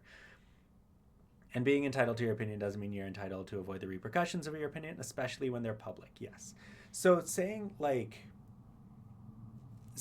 if JKR just said, I don't understand, or quietly voted against trans rights, I would say, sure, she can have that opinion. Everyone's entitled to their opinion. Why are trans rights being voted on in the first place? That's a problem for a different time. But she is advocating for people's lives to be ruined, for people to not receive medical treatment, for people not to receive social treatment when they need it. I feel like that's when we've gone from it's okay to have an opinion, everybody has an opinion, to just bad, to don't have that opinion. I mean, HBC even said that JKR was accused of being transphobic. No, she was transphobic. Louis C.K. too for the self-canceled, self-released from cancellation. Was Louis? Oh yeah, Louis C.K. canceled himself because of some backlash that he got for assaulting people. I think that's what it was. He like brought somebody to a hotel room under false pretenses and then did some gross stuff at them. But yeah, that's what it is. She's also liked Andor. I also liked Andor. Andor retweeted libs of TikTok tweets in support of Kanye's anti-Semitic tirades. Assaulting is definitely not an opinion. Yeah, there was a time when I was able to overlook JKR's hints and possibly being transphobic, but it's gone so far past that she's just ignorant. It's a generational thing or whatever. Yeah. He did. He did gross illegal things at people. Not violent illegal things, gross illegal things. I mean, it depending on your definition of violence.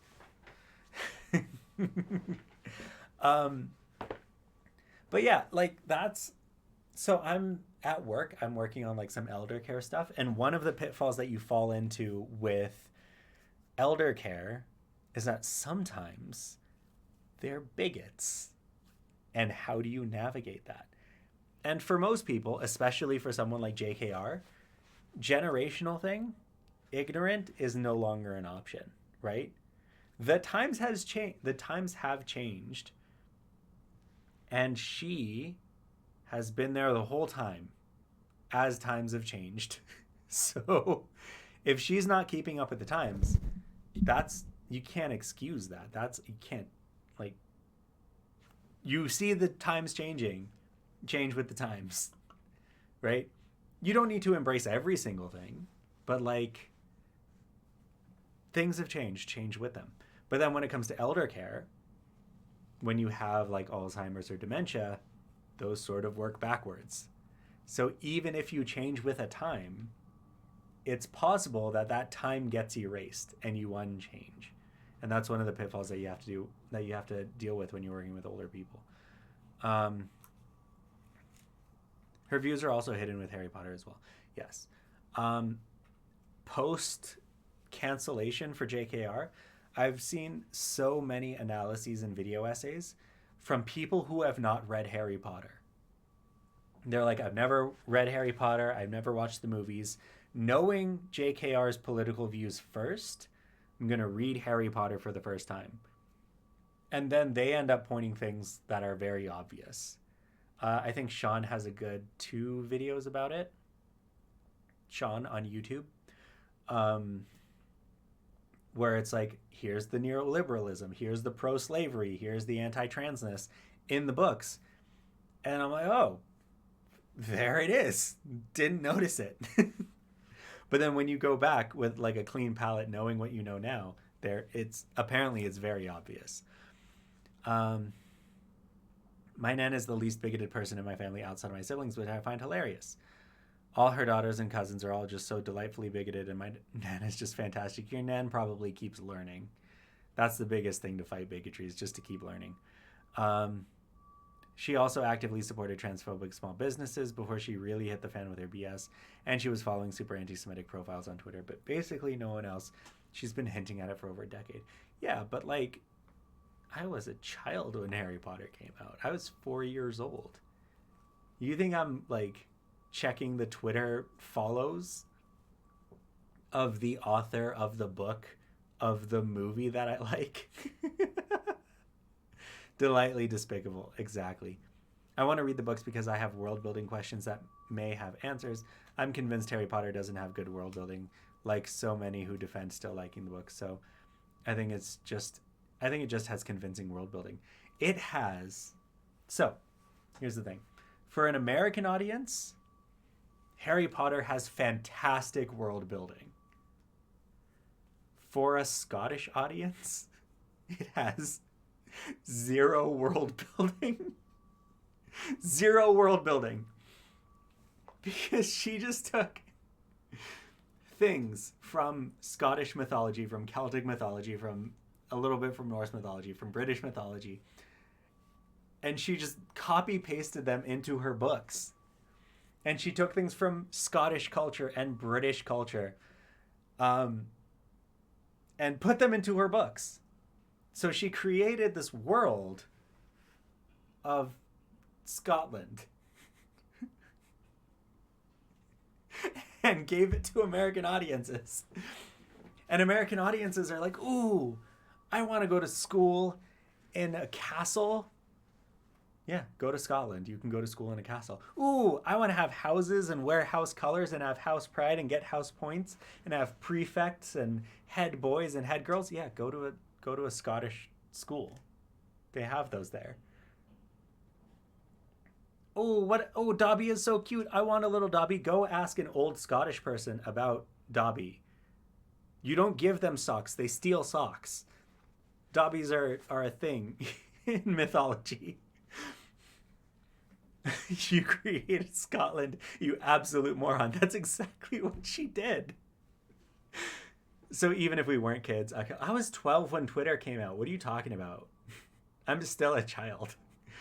Yeah, my auntie, when Ncuti Gatwa was announced, she's like, oh, that's just a political woke casting choice, isn't it? And my nan was like, that's awesome. Can't wait for him. How do you pronounce his name? Can't figure it out. I couldn't figure it out either. I still can't figure it out.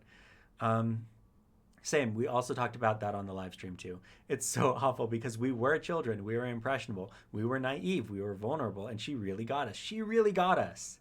She really wrote a whole book series and made a whole movie series that's like, you are special.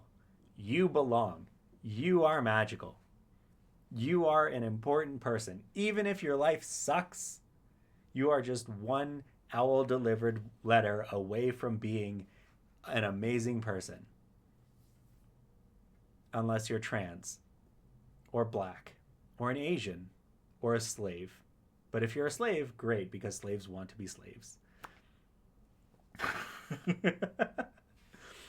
In The Cursed Child, wasn't the snack lady on the train a robot? Is that not what happened? I read Cursed Child the night it came out, and I haven't picked it up since, so I don't know the specifics. But I'm pretty sure the snack lady from the train is a transformer. She just copy pasted the real world and slapped in magic. She didn't even slap in magic. She took magic from druidic traditions that already exist.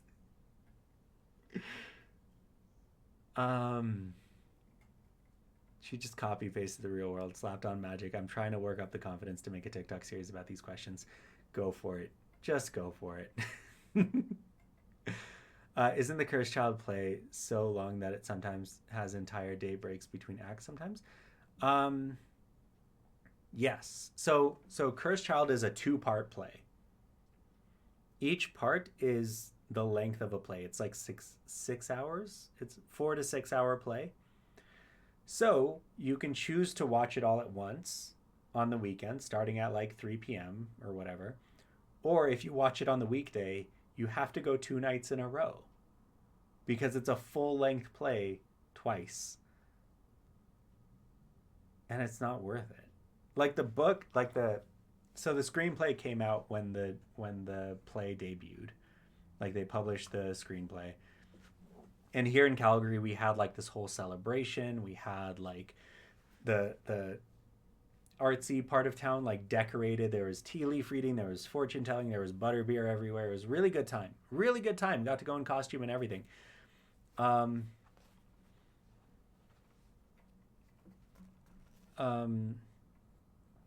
But then I read it and it sucks.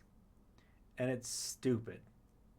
And any world building that JKR had done was just gone. Like, speaking of Helena Bonham Carter being a bad person, her character, I'm not going to say bad words, with Voldemort. Spoilers, I guess, for that play that sucks. But the problem is, also she didn't write it. She just approved of it. Maybe she did like edits and stuff. But the problem is, I've heard that technically it is a very good play. It is well acted. The sets are amazing.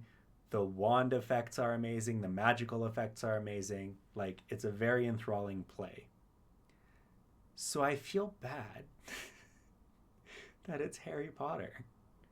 Because, like, I want to support the arts. I want to support theaters. I want to support special effects. I want to see what special effects in theaters can do. I haven't seen special effects in theaters like what Cursed Child has, but it's just, the story sucks. The name behind it sucks. So, like, I can't support it, but I want to support the people who make it happen. I want to support most of the people who make it happen. Maybe next time. If I can scam my way in next time I'm in London, I will. Apparently it's canceled in New York and other places, so.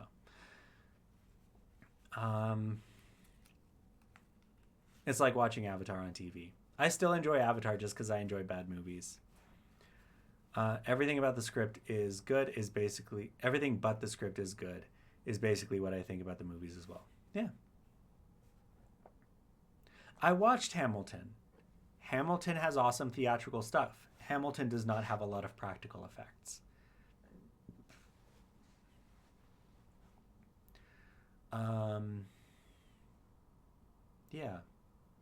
Yeah, welcome back, Hein. We're talking about Harry Potter. And Hamilton. Hamilton does not have, like, magic in it. It has a rotating stage. It has some mobile sets. It has really good dancing, really good choreography. But it doesn't have the special effects that I'm looking for, right? So, like I said, if I can scam my way in, not pay any money for it, I would gladly go watch that. I would need to watch it with somebody. I would need to leave my wallet at home if I did, because they have wands. They have Cursed Child exclusive wands, and I want wands for my collection, but I can't. Can't do it. With wands and explosions and people flying and things disappearing and time travel and all that stuff. I have not seen Wicked. I've not been in a place that has played Wicked. But I did just get the 2023 schedule for the theater here, so I will check out what I can see. I think Aladdin's coming next year. I'm going to watch Aladdin for the third time. Good times, good times. I don't know how the stream got derailed. I don't know what we're doing. Or I can take a real big bag and some good running shoes and a lot of hope. And better knees. I would need better knees. We had Wicked here at some point, but I couldn't make it happen. Yeah, that happens. Theater is like borderline inaccessible.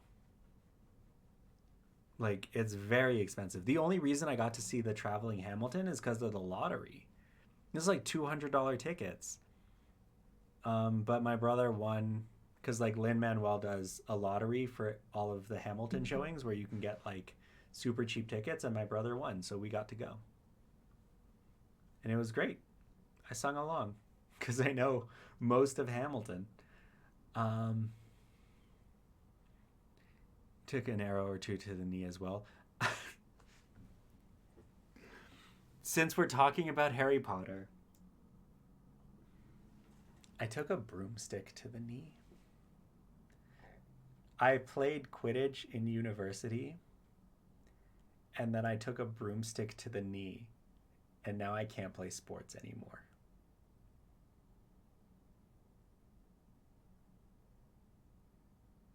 That's an embarrassing story.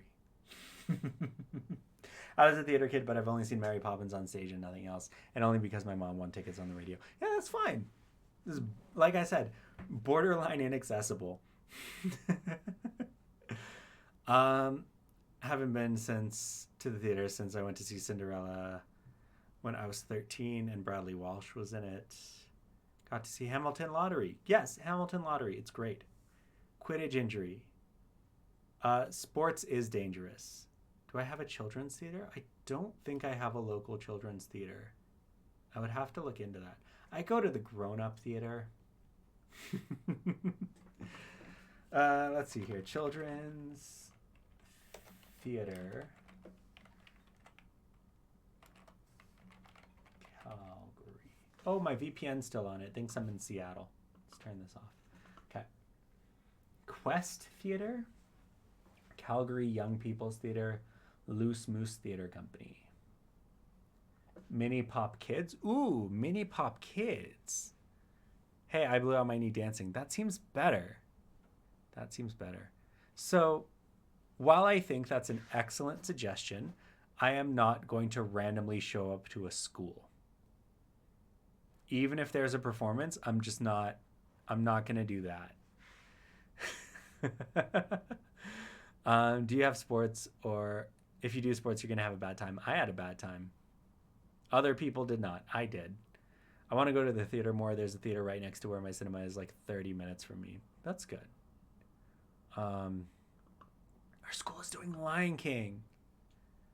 Okay, I may rock up to a school for that. I'll wear my best Costco dad outfit. But no, I'm not going to randomly... With this face, I'm not going to randomly walk up to a school that I have no business being around. Let's see here. Theater Guide, Alberta Ballet, Alberta Theater Project, Burt Church Theater Airdrie, Broadway Across Canada. That's the one. Broadway Across Canada. They're the ones that are doing Aladdin next year. They did Hamilton as well. Calgary Opera. I'm not going to do that because they're usually not in English. Calgary Philharmonic Orchestra. Ooh, maybe. I think I was a membership of them one year and I never went to any shows. It's a really nice walk from my house to the cinema right down the river. 30 minutes, gets real chill view of Liverpool across the river. See, I have the same thing. It's a nice 30-minute walk from my apartment to the cinema along the river. I get a view of a neighborhood. But then the theater has foldy chairs, so I don't like to go there because every other theater in the city has reclining heated chairs that are comfy. So I don't want to sit for a whole movie in a foldy chair. Jubilation's Dinner Theater now playing The Mighty Shrek Christmas. What?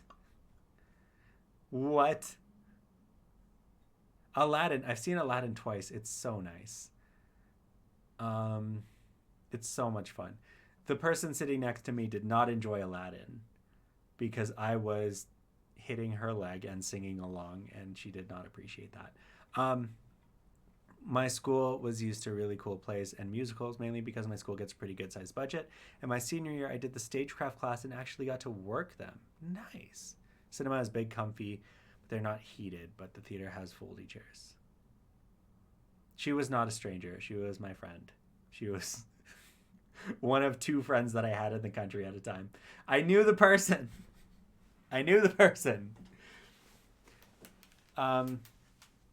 I'd say we went to school together, but really we didn't. my office was next to her university. So like I would go to meetings and she would go to class, and then in between we'd hang out at the library and study, and she did not appreciate that I knew all the words to the Aladdin songs. This is why I have a TikTok, so I can talk about Disney things without people in real life getting mad at me. Um,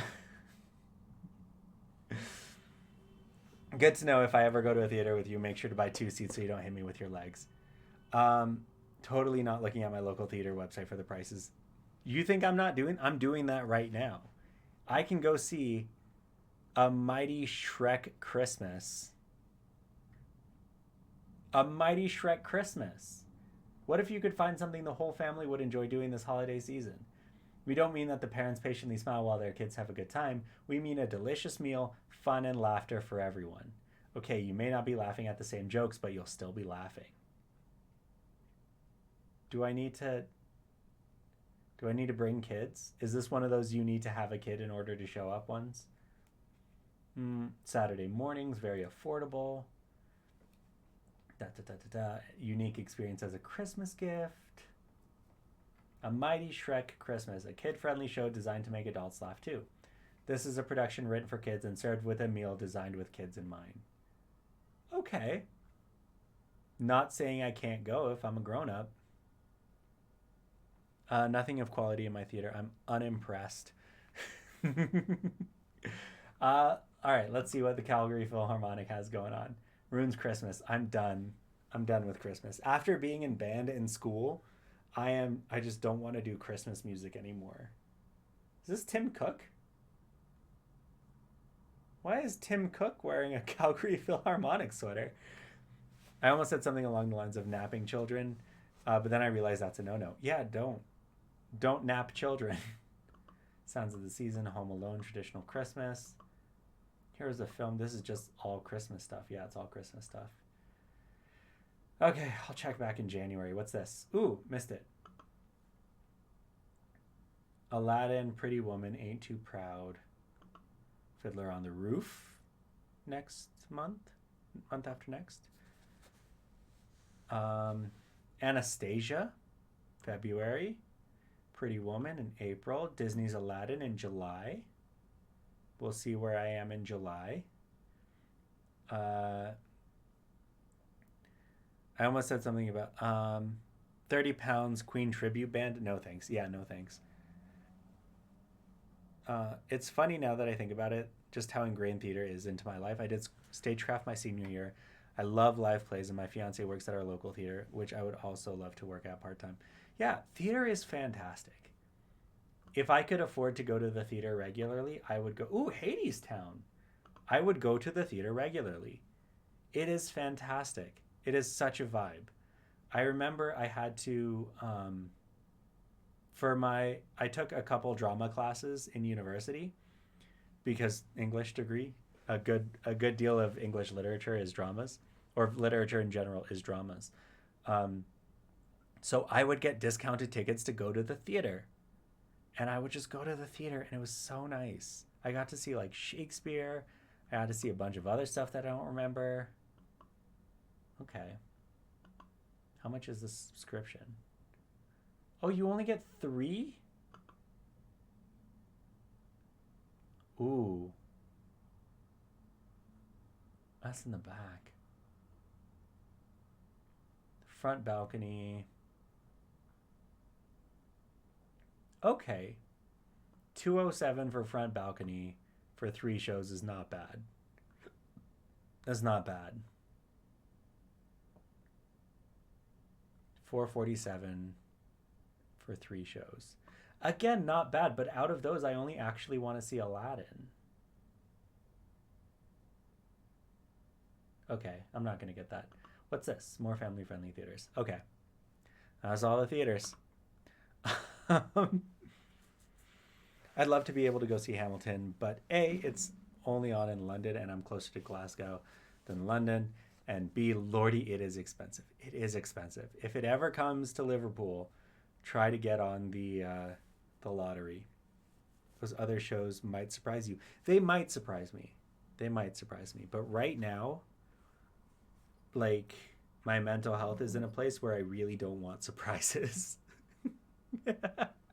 I really don't want to invest in things unless I have some sort of guarantee that they'd be good. Aladdin, I've seen twice. It'll be good. I know it's going to be good. I will bring another person who tolerates my Disney addiction, and I will hit them in the leg, and it'll be fine. I've only seen the Disney Plus version like 3 times for Hamilton, but anytime I need to like hype myself up to do something, like go to work or whatever, um, I listen to Hamilton and I sing Hamilton. It gets me going. If you start from Stay Alive, if you start from not Stay Alive, what's before Stay Alive? Wait for It, then Stay Alive, then something else. Like those next 5 songs are like they really get your heart going. But then it's a matter of getting to London, which is scary. Getting to Manchester was scary enough. Yeah, that's why I'm saying like if there's a traveling show, wait till it gets closer. Watching the traveling Hamilton, like having seen the Disney Plus stuff and listening constantly to the original recording, my brain was just firing off, this is different, this is different, they pronounced this different, they sang this different, this is different, this is different, this is different.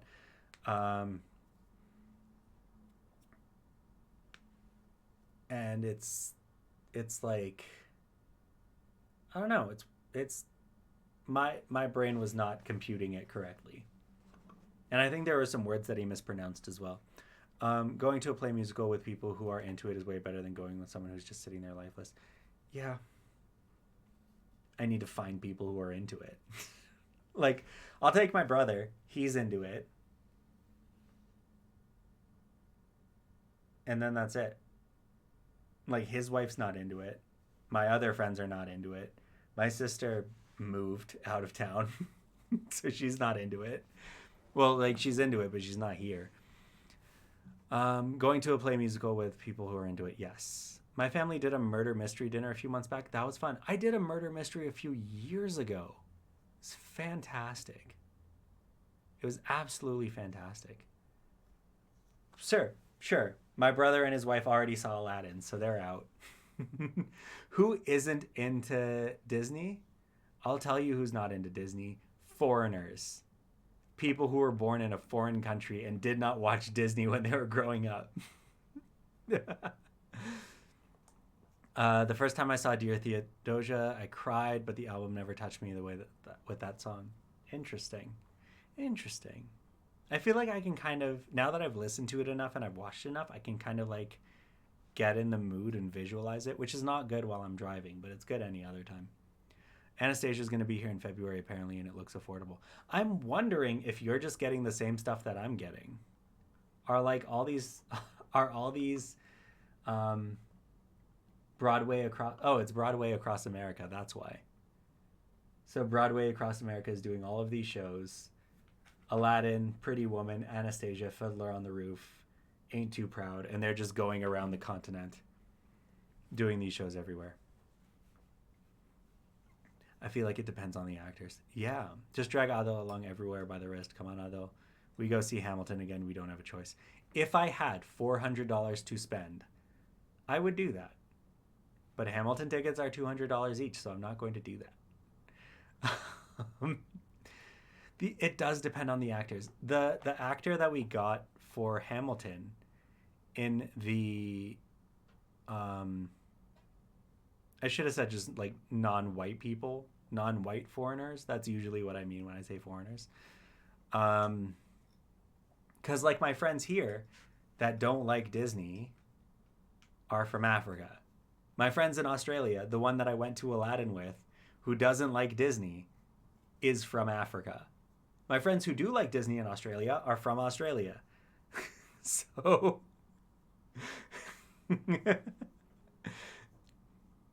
So people from the global south don't like Disney, I guess. Latin America is getting their fair share, though, with Encanto and all the other ones. Dear Theodosia is so tied to my ex-partner that for me, we used to sing that together constantly. They do Burr, I do Hamilton because I'm a terrible singer like Lynn, but it was fun. Okay. See, I get that. You have that connection to it, right? If I if I start reciting Hamilton in front of any people in my real life, immediate shutdown. No one's going to sing along with me. So, yeah, it's like a different relationship.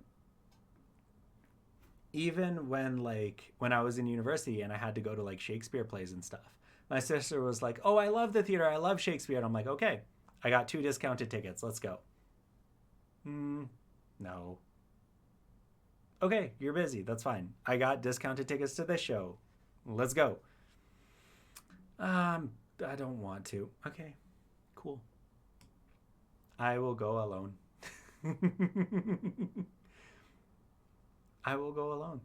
Yeah, so I'm saying that Latinos have representation in Disney now. So it's fine. We also used to do What Did I Miss? Because I didn't care if it was a fun song and they do Madison.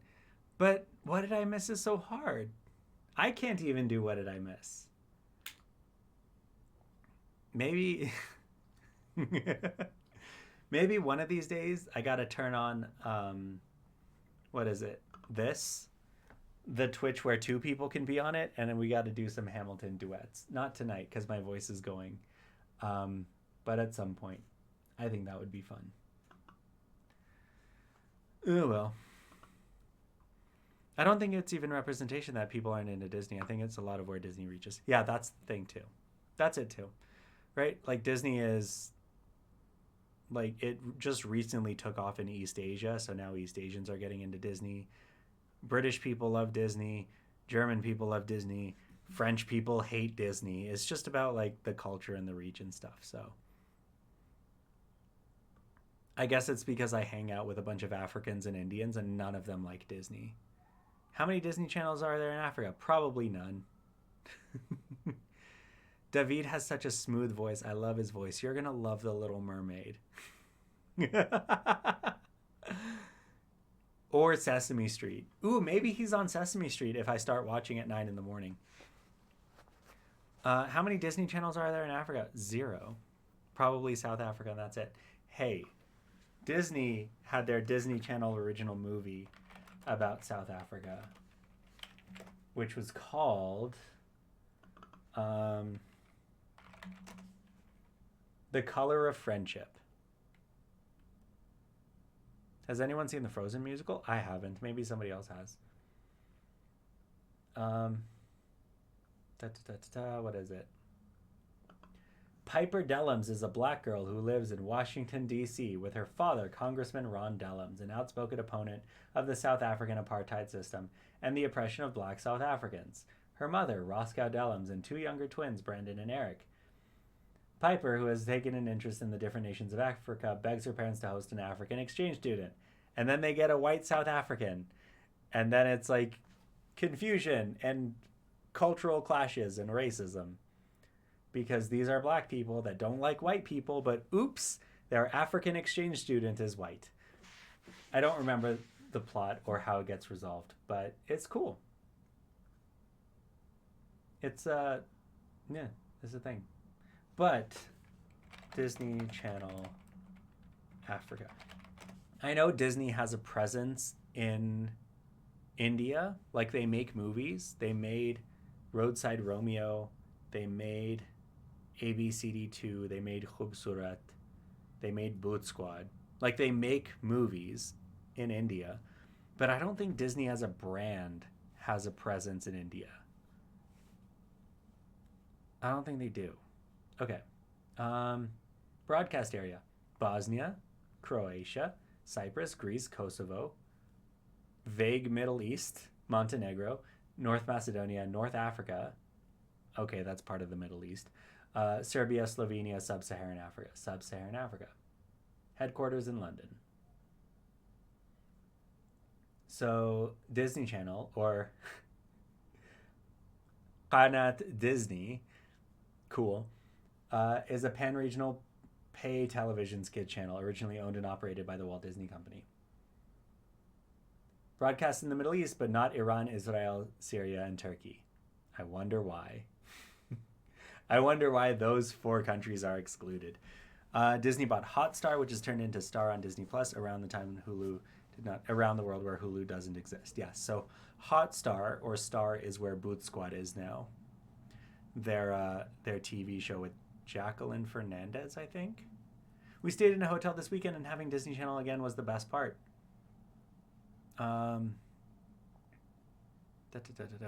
He's basically the only reason I want to see The Little Mermaid, as well as help prove the bigots and my auntie wrong that is just a woke choice because melanin.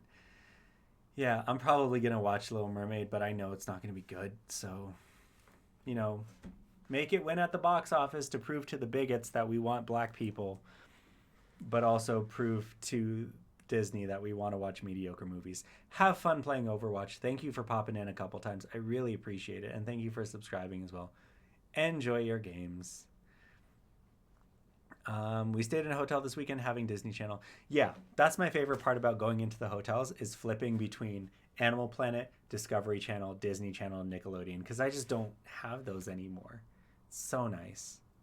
I really appreciate you taking the time. I know this is your Overwatch friends hangout time, but I really appreciate you joining in. I do. You'll have the Rings of Power situation with Little Mermaid. Okay. I'm already invested in the world of Lord of the Rings. Like, I already watch it. But I think I'll be more invested in Rings of Power because of that. Because I don't care about The Little Mermaid anyway. Like, I don't care about that movie. I don't care about that show. I don't care about that franchise. So, like, that's fine. I don't mind if Little Mermaid is bad. They had new episodes of Miraculous Ladybug. I was so happy. Miraculous Ladybug. I haven't seen that. Yeah, like the alt-right imbeciles over here. Like, Wakanda Forever is bombing because it's woke, yet it made $600 million already. Mate, it's like, give your head a wobble. Hey, you know what? The bigots have enough fuel from Disney right now because of Strange Worlds. Did you hear what happened to Strange World? Let's see if it's on Wikipedia yet. Strange World. 2022 animated film. This one. Right here. The bigots have their hands full with this one. Because... where's box office? Budget. 135 to 180 million. Box office budget during Thanksgiving break. 28.7 million. This movie flopped. Hard. Now the conspiracy theory, because this was released Thanksgiving weekend, this is usually huge for the box office. The film was noted for introducing Walt Disney Animation Studios' first openly LGBTQ teenaged character. Need to specify teenage because they've already had like 20 first LGBTQ characters. Positive reviews from the critics, box office bomb. Losing $147 million for Disney. Yep. That's exactly what it is. No advertising. No advertising. Usually, for a movie like this, for a Thanksgiving release Disney movie like this, the marketing budget is equal to or greater than the filming budget. Right?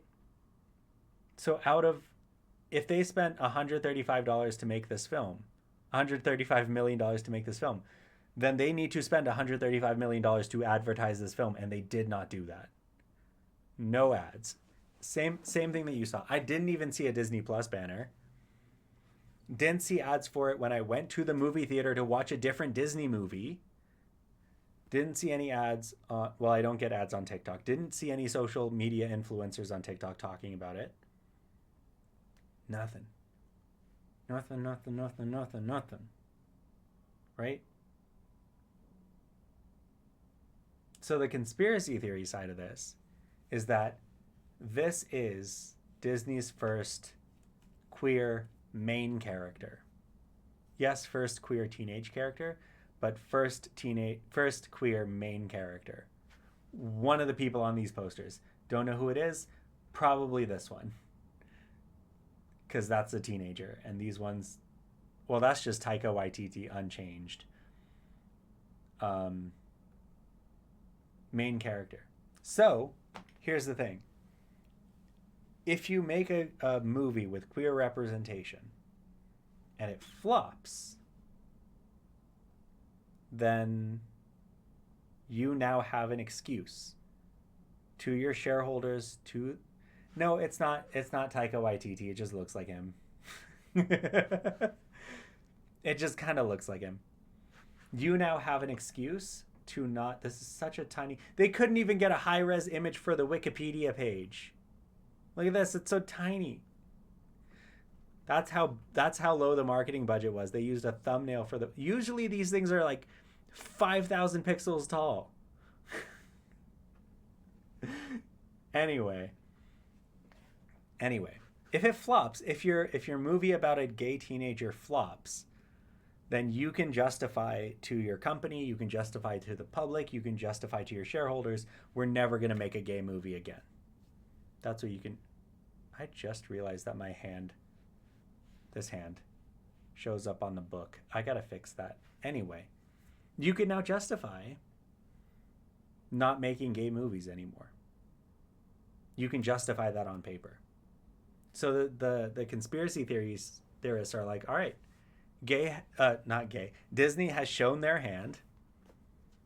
They made the gay movie just to say that they did it. And now they're never going to do it again because it flopped. Because they made it flop. Yeah, he just looks like Taika Waititi's character, who looks kind of like Taika Waititi.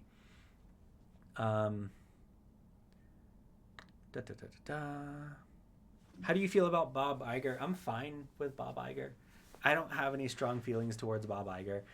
The talk, the meta around Bob Iger coming back is that he's gonna fix everything. He's gonna fix all the things that Bob Chapek broke. But most of the things that Bob Chapek broke were decisions that were made under Bob Iger. Or things that were made by people who are not the CEO of Disney. Yes, that's exactly what it is, Podius. We did a minority movie and it flopped, so now we have an excuse to never do that again. I heard that too. I thought that was an unsubstantiated rumor. There's a lot of rumors going around about Apple right now. Disney's going to buy it. Elon Musk is going to buy it. Who knows? Or they're going to buy Disney and Elon Musk is going to buy Apple. And then everything's owned by Elon Musk and everything just, falls apart. Or crashes into children in the crosswalk. All the things they're saying about Bob Iger is that Doctor Who people say about Russell T Davies coming back to Doctor Who. Who cares what old white Bob is in charge? You know what's funny about Bob Iger and Bob Chapek? It's their full name. Their full names, plural, is Robert Allen Iger and Robert Allen Chapek. Not only do they have the first name that's the same, their middle name is the same as well. I just think that's so funny. Like, yay, Disney representation. 2 Robert Allens in charge of their company. Anyway, also corporate world is just watching one Bob replace another Bob for decades, and you retire. Exactly. I think the head of Parks is also a Bob. I'm going to look that up, actually. I don't want to be misquoted about that. Head of Disney Parks. Never mind. It's Jeff. It's Jeff. Josh D'Amaro named chairman of Disney. I think Bob Chapek was the previous head of Parks. But there's another high-ranking Bob. Maybe they're like a lead Imagineer or something. No, it's not Goldblum. It's Jeff Vale. You sure they aren't clones of each other? They're just going to swap the role for the rest of the time? I don't think they're clones because Disney would be way better at making clones. They don't even look similar. I feel like Disney has the technology to make better clones. My best friend growing up was also Robert Allen. Fun fact about your best friend growing up, Robert Allen. His mom is Princess Jasmine. I've been waiting to say that. So the character, not the character, but the person, the human person that Disney's Jasmine was based off of is Robert Allen, Adele's friend's mom. And that lady, her name was Betty. Her brother was the head animator for Aladdin and for Mulan and for Little Mermaid. So there's your fun fact of the day. There's 3 Disney Robert Allens. Let me see if I can find the clip actually. YouTube. We can watch YouTube on here, right? Disney's not going to get mad. BTS, Aladdin, Jasmine. No, not the new one. The old one. Is this it? Let's see if this is it.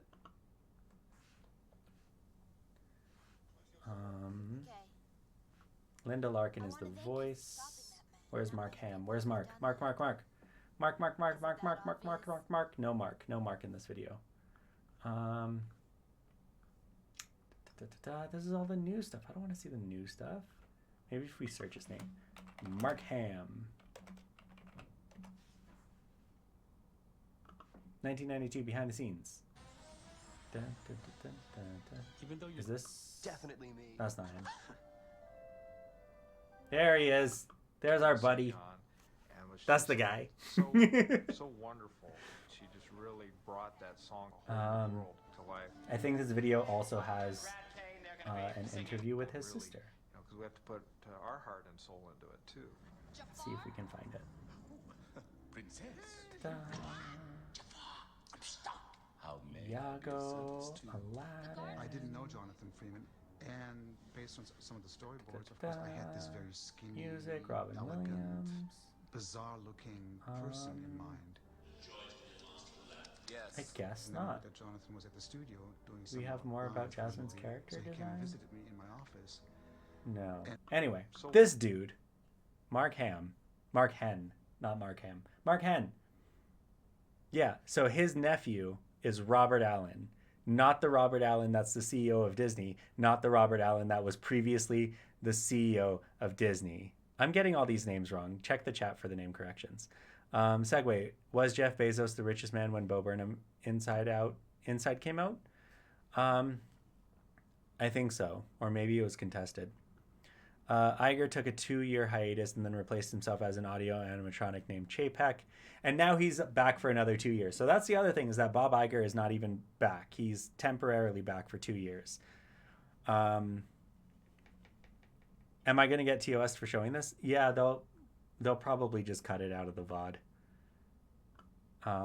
Took you 2 years to transfer to a healthier clone body. Yeah.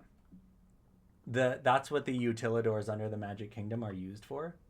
No warnings on Twitch. Because everyone knows under the Magic Kingdom, there's the utilidors where Disney keeps their secrets.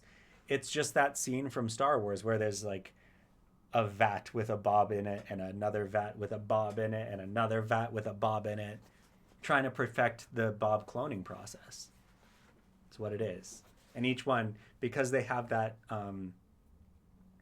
that enhanced life cycle, they're fast at life. They can only serve for 2 years. Anyway. They just have a load of Andy Serkis Bobs. Andy Serkis Bobs. That's exactly what they have.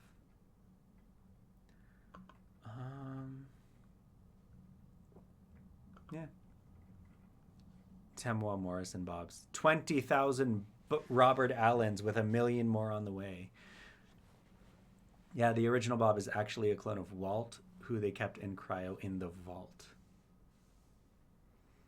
That's why they released Frozen, so that now when you search for Disney's Frozen, that's what comes up instead of people asking if Walt Disney is frozen. That's why they named the movie that, according to the conspiracies. I wonder if that's actually true. Disney Frozen. Yep. If you search Disney Frozen, never mind. If you search Disney Frozen, anyone in marketing knows. If you want to hide something on Google, you put it below the fold. So as soon as you go below the fold, is Walt Disney's body frozen? The conspiracy doesn't even work.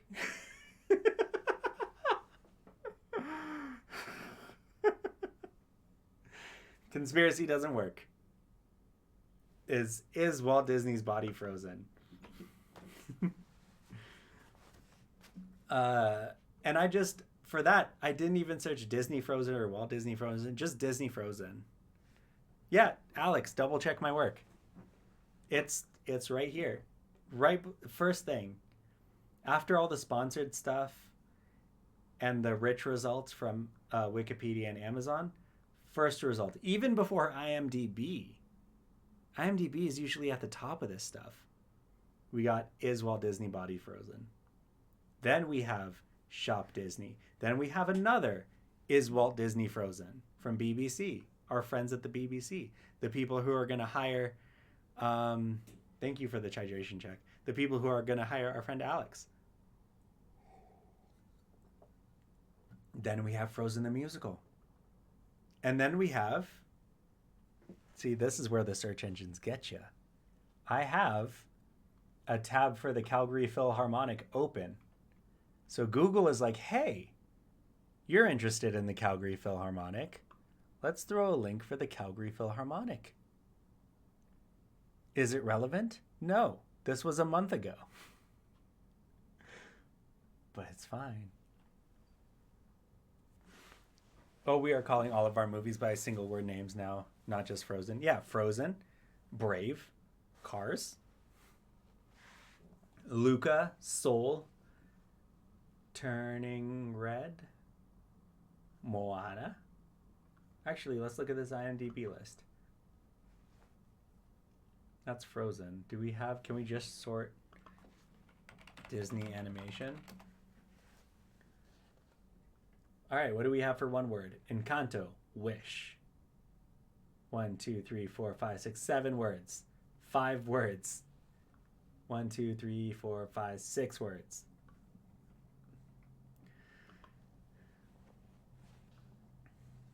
One, two, three, four, five, six, seven, eight. 8 words. Yeah, so it's either one word or more than 5 words. Those are the 2 options. Disney movies being named a single word has been great for me as a parent. Yes. I'm sure that's exactly why they did it as well. Like, you can't... Once again, asking who Rune is. Who's Rune? Who's Rune?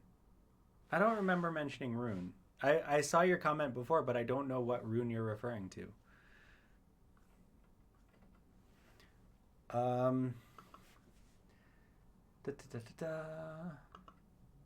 But yeah, that's definitely SEO. Just like at Lego, we put the kid size sets at kids eye level. Like, we have that. I think all Lego stores still have it. There's that white band that's right at kids eye level that has all the displays in it. And then, oh, Rune's Christmas. This guy, I don't know. Rune Bergman. Sounds Nordic to me. Rune Bergman. Who is he?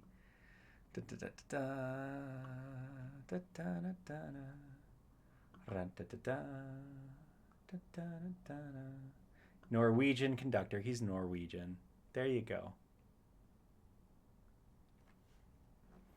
He sounds like he's gonna ruin Christmas. Yeah, he probably will. Shang-Chi and the Legend of the Ten Rings, starring Simu Liu and Aquafina, directed by Justin Daniel Cretton. Yeah. That's like going to Universal Studios and being like, hey, Mom, can we go on Wizarding World of Harry Potter presents Hagrid's Magical Creature Motorcycle Adventure? Can we do NBC presents Jimmy Fallon, late night show with Jimmy Fallon's Race Through New York City? No, you gotta have short names. Destin Daniel Cretton. That's fine. Easy mistake. Very sorry for my obsession. We're all like this. We're a small country. Hey, that's fine. If I freak out about Iman Vellani and Ben Kingsley, so you're allowed to freak out about Rune Bergman, I guess. I guess he's the permanent director here, but he's I can't say this word.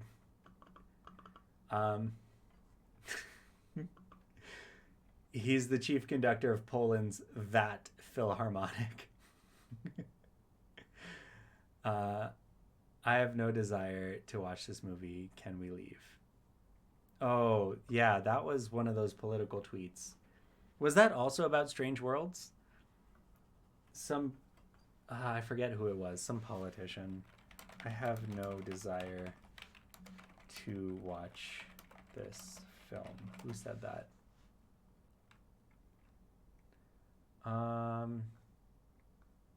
Patrick Bet Davis. That's the one. It was about Strange World. It's one thing I like about consuming mostly leftist media is I don't know who these right-wing people are until they get revealed for doing something dumb. Like, I didn't know who Tim Pool was until everyone called him a pedo. And now I'm like, okay, Tim Pool's a pedo. I don't know anything about him, but that's who he is. Ben Kingsley was amazing in Shang-Chi. He was so much fun. He's so much fun. He's so much fun in everything that he does except for Gandhi. He is very not fun in Gandhi.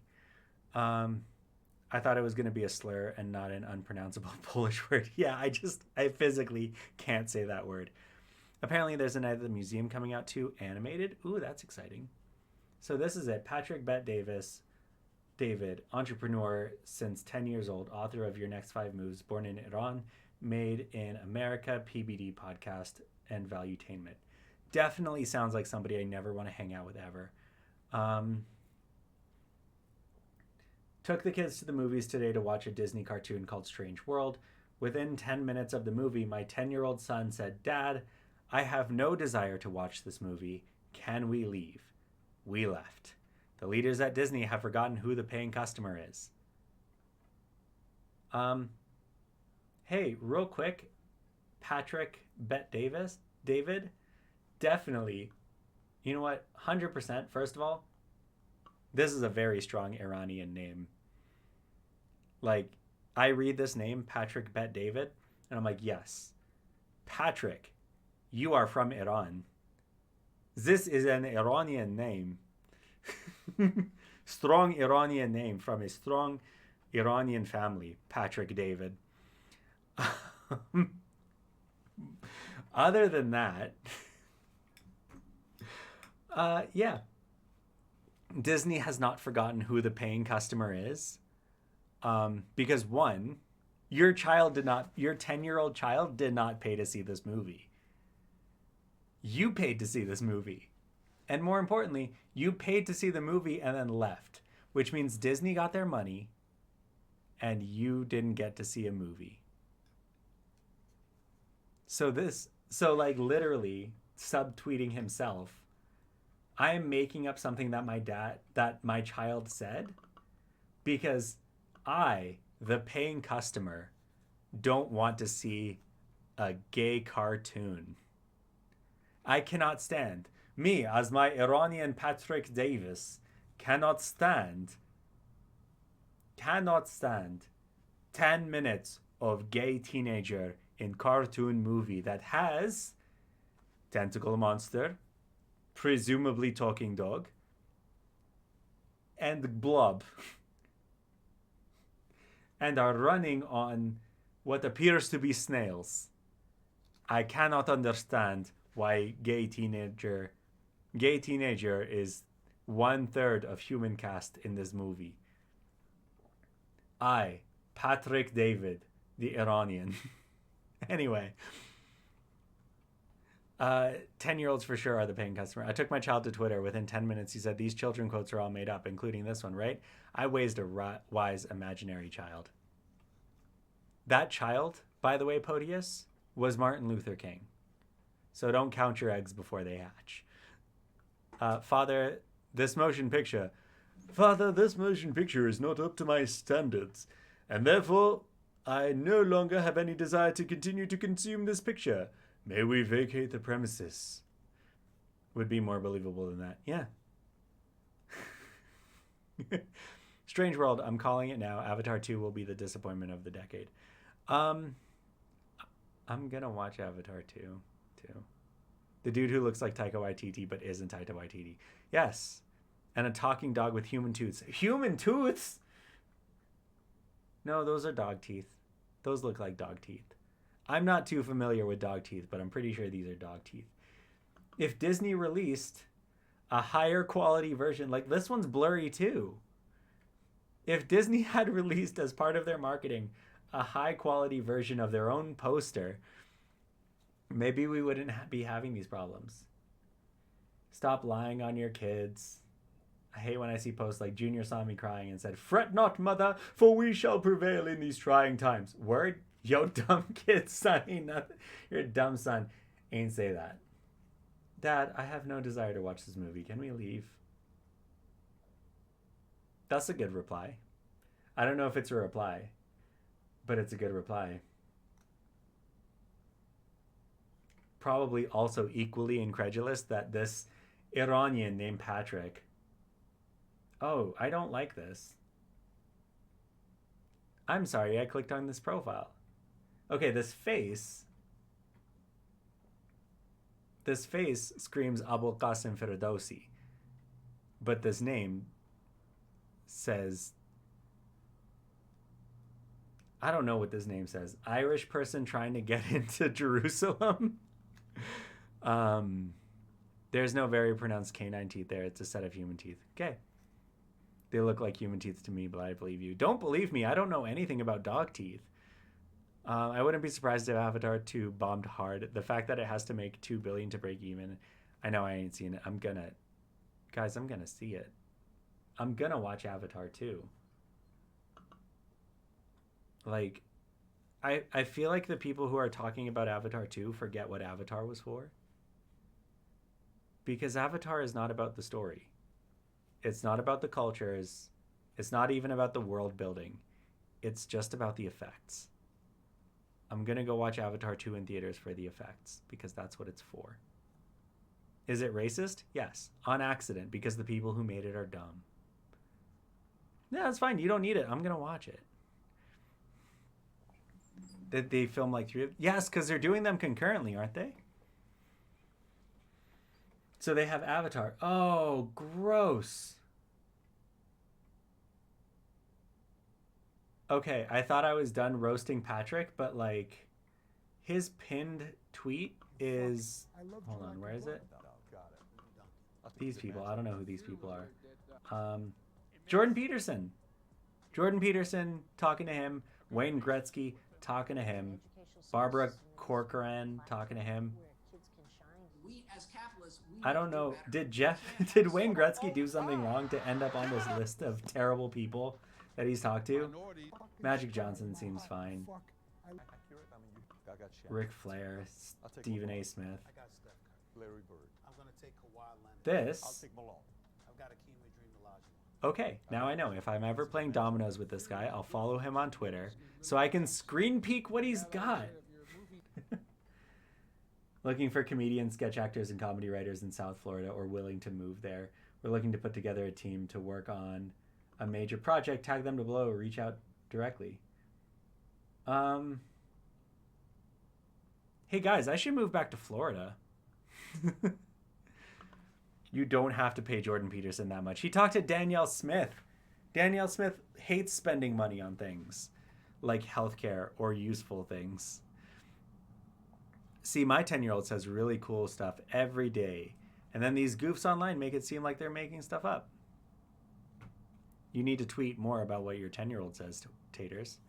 The trailer for Avatar 2 doesn't even look that impressive. Like, Wakanda had way better water effects than Avatar. Yeah, we'll see. We'll see what they do. Also, I watched the trailer for Avatar on my phone. Use actual hiring services. Yeah. I wonder if they'll try to make it less racist this time. One of their character posters is a white dude with dreadlocks, so I don't think they're going to make it less racist. Are you hiring a major project? You'd use an actual hiring service, but nah, Twitter. Exactly. I watched the trailer on cinema screen immediately before Wakanda Forever. I did not pay attention to the trailers before Wakanda Forever. I think Avatar was one of them. I think Super Mario was one of them. But for the most part, I was not in a good headspace to pay attention to trailers. But that's okay. That happens. Anyway, we're coming up to the 3-hour mark. I know the game wasn't that interesting.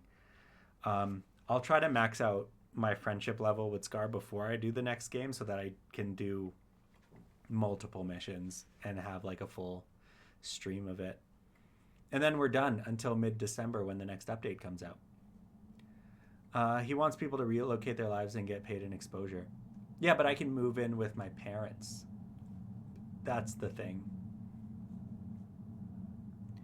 He wants... in this stream, we deep dive into a random guy with a bad tweet about a movie none of us saw. Yeah.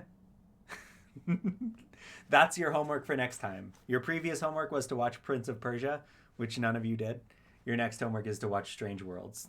I know it's too late that it won't count for the numbers anymore, but I actually kind of want to see it. From the people who actually watched it, they said it was a lot like Treasure Planet, so I'm down to watch a Treasure Planet style movie. And unlike other Americans, I don't care if there's gay teenagers in the movie. It's a movie. It's made up. I can imagine that gay teenagers exist. You didn't miss Therapy. We kind of skipped it. We were talking about everything else under the sun. What happened in Therapy? Vlog it so that you can release a documentary about it. Yes. The Sweatbox Part 2 coming out. Let's see here. What do we do in Therapy? Paper ASMR. Communication. Did you know that communication is 70% nonverbal and 23% our tone of voice and 7% our words?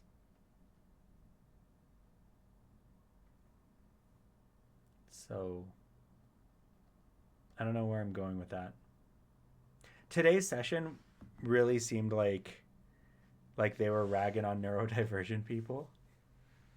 And they addressed it a couple of times because it's like your body language is real important. And your tone of voice is real important. And I'm saying that today's session was really not fun for neurodivergent people. But then after that, I saw Tater said neurospicy. So I'm just going to say neurospicy now. Yeah, because it was mostly about, like, we had to practice being active listeners, right? And if you perform active listening, but you're not actually active listening, it's like really, really obvious to neurotypical people, I guess. Or at least that's what they said. So like, yes, a lot of neurodivergent people, especially autistic people's tone of voice often doesn't line up with what they say, what they actually mean, the emotions they're actually conveying. Yes, so that's what this class was about. And I don't think we have any neurospicy people in the class, which is why nobody really pushed back on that. Actually, I think we have one, but he's like real deep into it. But it's like, do make good eye contact. I'm reading directly off the paper here. Do make good eye contact. Don't stare, glare, jittery / no eye contact. What does that mean? What does that mean? What does jittery eye contact mean? How do you know how much is too much eye contact and how much is too little eye contact? I don't know. They said to feel it out in the situation. Yeah, so they said if you can't make eye contact, this is the thing that they said. If you can't make eye contact, look at somebody's eyebrows. I've never done that. I don't know if that helps. I stare at everything but the person I'm talking to. That's what I do too. Like for now, while I'm here on stream, I partially look at the camera, partially look at me, partially look at the chat there, partially look at the chat there, and then there's just stuff on this screen. And Twitter's on this screen. I'm looking at that too, right? I can only make too much or too little. There's no in between. Yeah, exactly, right? And these folks aren't giving answers for what the right amount is. Voice, volume, loud enough to be heard clearly. Don't be too soft or too loud. What does that mean? What does that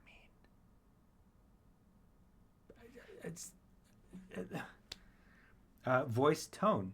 Tone communicates understanding. Okay, how do you communicate tone through understanding?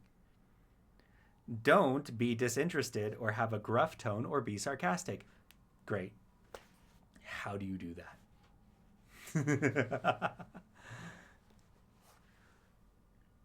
Oh, I didn't realize you could do that on Netflix. That's cool. Because sometimes the literary descriptors are real weird, but that's good that you can see like a visual representation and then do it. Feels even worse. I'm going to notice something about their eyebrows and point it out and make everything worse. Yes. So they mentioned it briefly last week. Like this week we delved into it, but briefly last week they're like, oh, if you can't make eye contact, just look at somebody's eyebrows. That's what I do all the time. I went home and I stared at my eyebrows and I like cleaned them. I like fixed them up and I shaved like in between and stuff. Because now I'm like, now I know people are going to be looking at my eyebrows. People that I don't know are going to be looking at my eyebrows. Like you can't see them because glasses and the glare from the ring lights. But like if I go like this, clean eyebrows.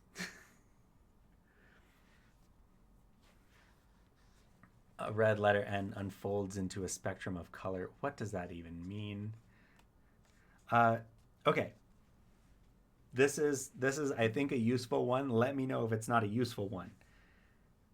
Match the okay, I misread that. Never mind, it's not a useful one. I read it as match the other person's facial expression, which if you don't know how to emote during a conversation, seems fine. Match their posture, match their body language, match their facial expressions. It's fine. It's easy, doesn't take too much processing, and it makes the neuro oatmeal, what did you call them? Neuro bland people feel accepted, right? That's what I put onto the page. What's actually on the page is matches your facial expressions should match your own or others' feeling. Smile.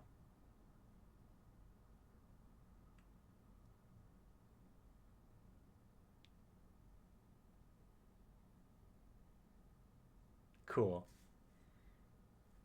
Am I matching my own feeling? Am I matching your feeling? Or am I smiling? If I'm not smiling, how am I matching my feelings? Don't frown, yawn, sigh, scowl, or give a blank look. Taters, that's your problem, the blank look. Posture. Lean forward slightly. Relaxed.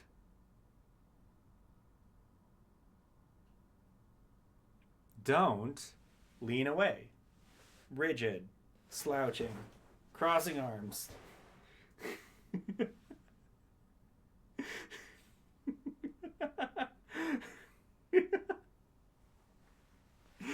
Yeah, I know I called you out. I only called you out because you mentioned it like a few chats on this side, a few chats ago.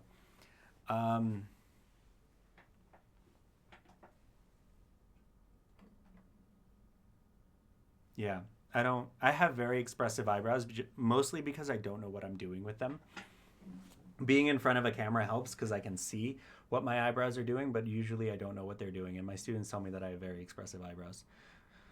Don't do any of the things, but do the things, but don't do the things. Yeah, so Alex, this is very straightforward. Do things correctly. Don't do them incorrectly. But also, we're not going to tell you what the difference is between the correct thing and the incorrect thing. Distance. So the next one on the list is movement. Do move toward, don't move away. Is that like leaning? Is that like physically walking? Like, if I'm back here and you're like, hey, Akil, and I'm just like, that's probably not the right thing to do. I apologize for the sound. I did kick my keyboard and shoulder my microphone while doing that. That instruction is literally this 90-second video. Okay, let's learn how to talk to people real quick, shall we? Never mind.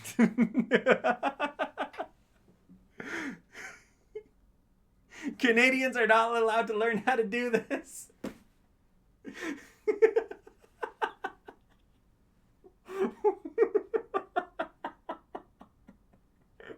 Okay.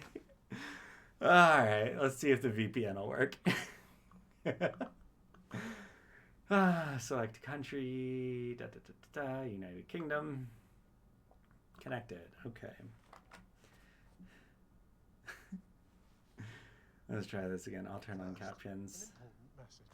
I've talked about this. I don't know if the printer is upside down. Okay. And I don't know. Well, maybe yeah, well, that works. Actually, I can do that fine. Right. Yeah.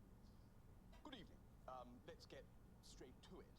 We are now approaching phase 46, which means that from Tuesday morning or Wednesday evening, depending on your height, we are saying, with regards to baking, if you must bake in a tent, bake in a tent, but please don't bake in a tent. And we are asking people to use common sense with regards to the distribution of hundreds and thousands. Now I believe we have a question from the lady in the funky dress. Noel, yes. Hello, Prime Minister. Yes. Just one quick question. Is it scone or scone? Right. Well, I think I can head over to the experts on this. Prue Whitty. Scone. Right. Professor Paul Hollywood. Scone. Right. Well, I hope that clears things up for you. All it remains is for me to say, welcome to the Great British Bake Off. Is that the guy that plays Tweedledee and Tweedledum? Oh, can't really hear it. It was quiet.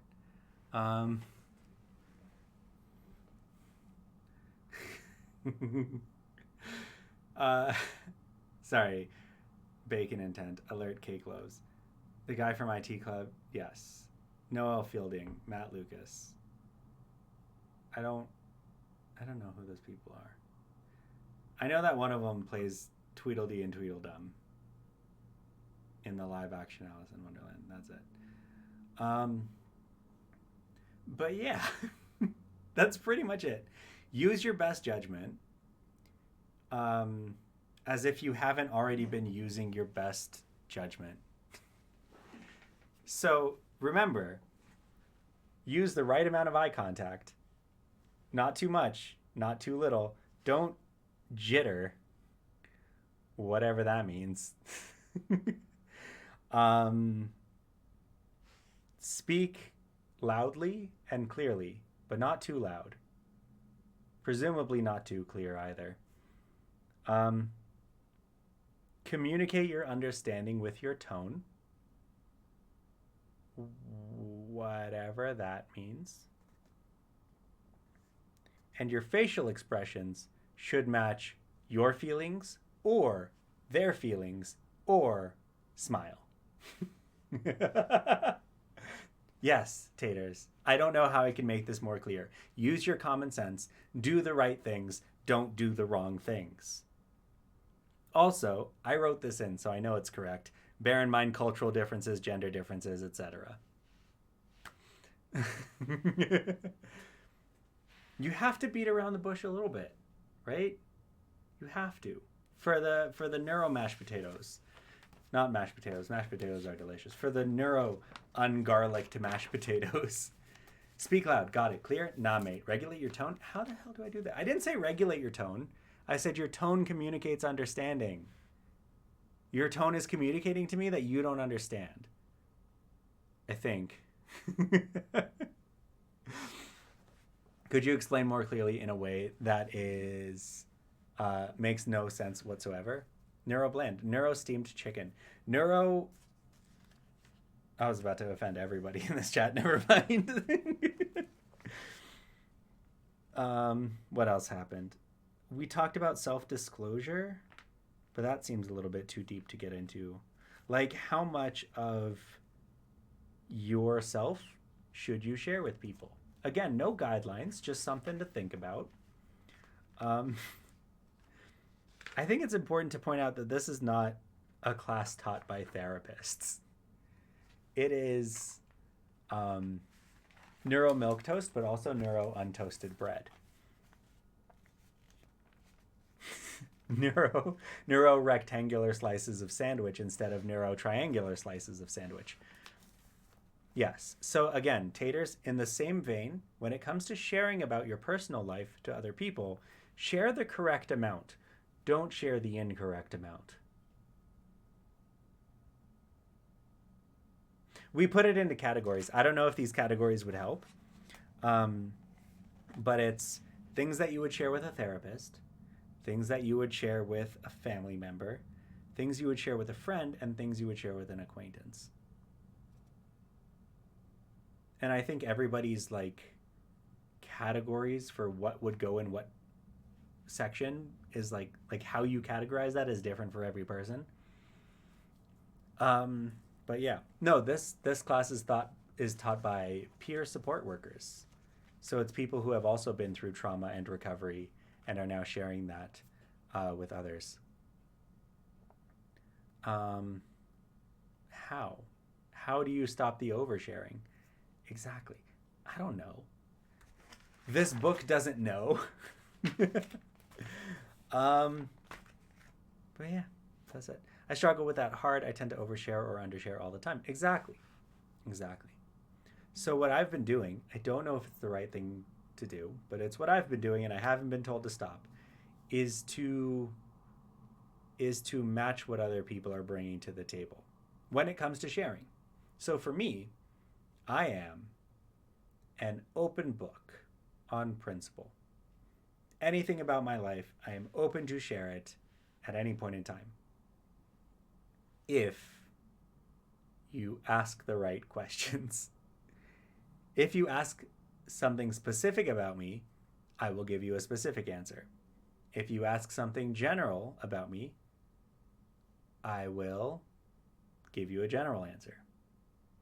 If you ask about one topic, but not another topic, then unless it's on stream where I'm talking mostly about public and safe topics, I'm not going to switch to that topic, right?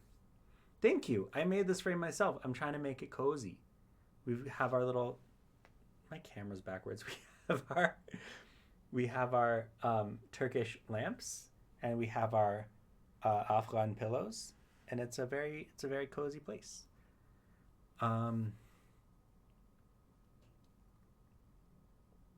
So what if I ask sometime Colonel about you? I've never been a colonel, actually. I've never even been a lieutenant, so not sure what to do with that information. It's very cozy. I'm trying to make it cozy. Something. What if I ask something Colonel about you? It's never been. I want to take a nap on that pillow in a room lit with those lamps. Me too. That's why this is my like cozy internet safe space. And if I want to invite a friend, I can invite a friend super cozy. If I want to share a screen, I can share a screen. It's got, the screen is a book. It's not correctly framed, but it's a book. And I'm in like a little crystal ball. What's a friend? So a friend is what we're here for, Alex. A friend is what the therapy is for. It's how to make friends. So once I make one, I can invite them on the stream. And then my facial expressions can match their emotions. A book is like an audio book, but the audio is only inside your mind. We went over what a friend was, I think. Did we? I don't remember. Wait, I know this. It's one character of a sitcom set in... I'm pretty sure Friends are a Lego theme. Pretty sure, like with Mia, Maya, Angela, the other ones. Miss Stevens. Oh, Miss Stevens is so cute.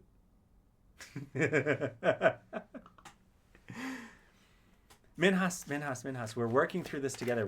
We're making friends together, okay? I need to play the role. I know I have friends. They're just not on here. Yes, there's a Friends Lego set and there's a Friends Lego theme.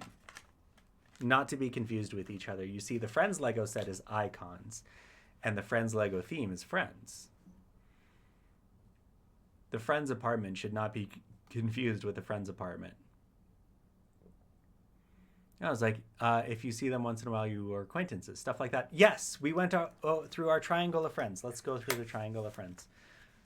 That's not something you made up in your head. Triangle of friends, triangle of friends. I'm gonna show it real fast because I wrote names on it and you're not gonna see the names. Okay, triangle of friends. So we have our closest friends who are committed to helping one another develop as individuals. We have our closest friends who require and allow the freedom to be vulnerable. You have to be vulnerable with your closest friends. And both of you are responsible for being open and honest. Screenshot the names. Oh no. Oh no. You're going to find all these people on TikTok and tell them that I'm not their friend, I guess. I wanted to see the Triangle of Sadness in theaters, but I missed it because I was depressed. Aww. What's the Triangle of Sadness? But also, aww.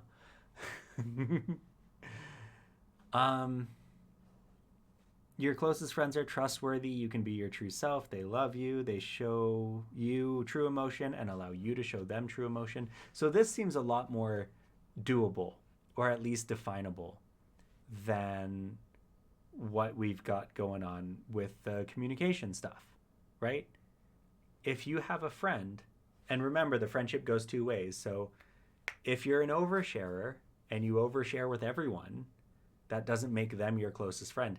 If they overshare with you and you overshare with them and you help each other with the oversharing and you create a safe space for each other, that's the closest friend, right?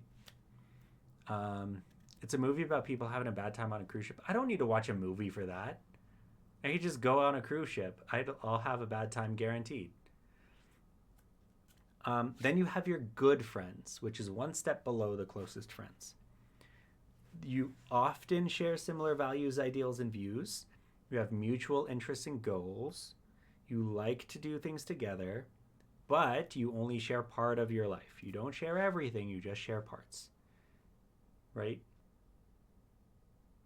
If I have a friend where we do like exercise together, go on trips together, then I'm not going to talk to them about like my health concerns because they're not that kind of friend, right? Share only parts of your life. Good for sharing laughs and fun, not so much for comfort sharing emotions and feelings.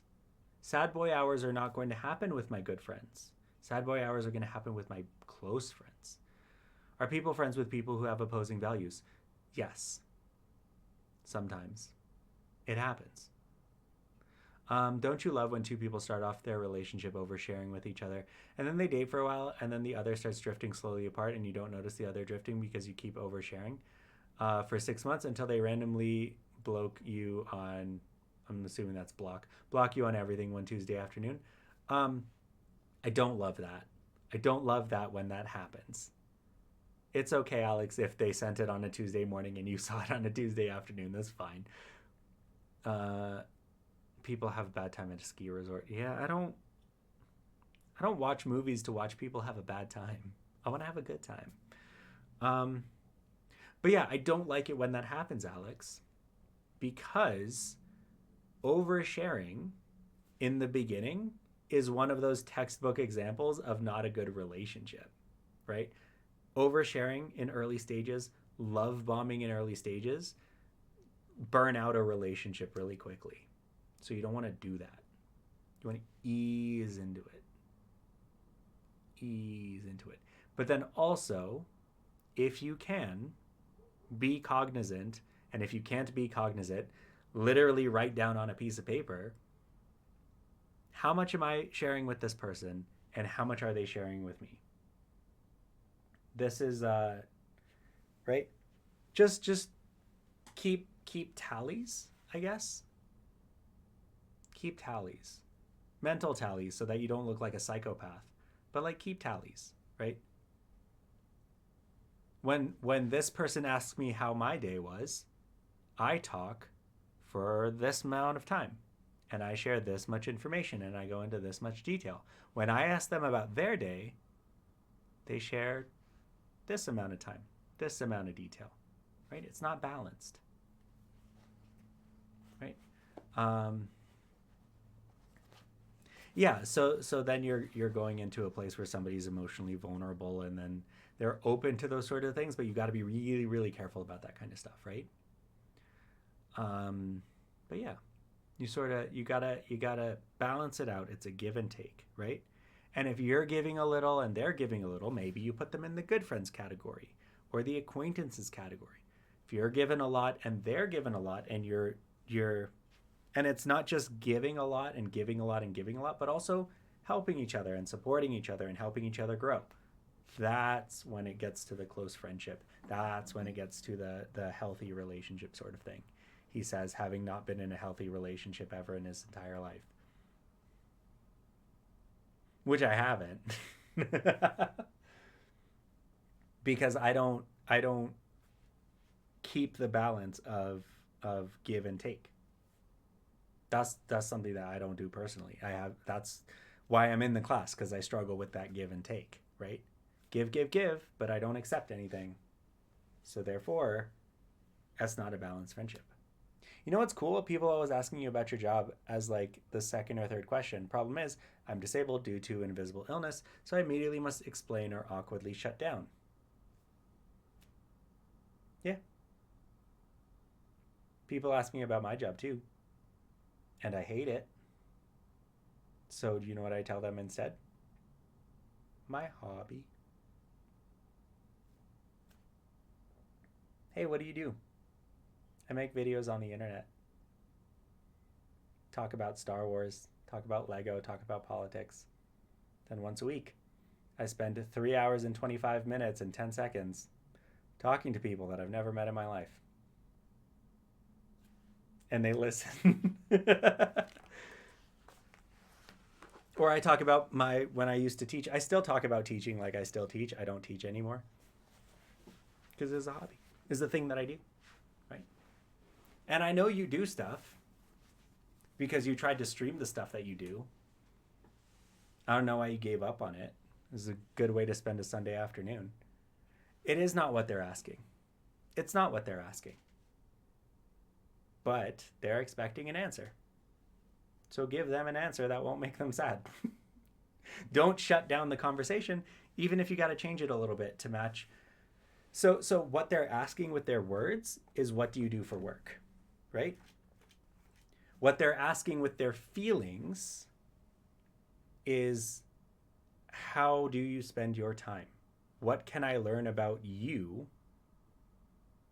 Right? This is a question that I can ask to learn more about you as a person, right? So if somebody asks me, hey, what do you do for work? I make Facebook ads.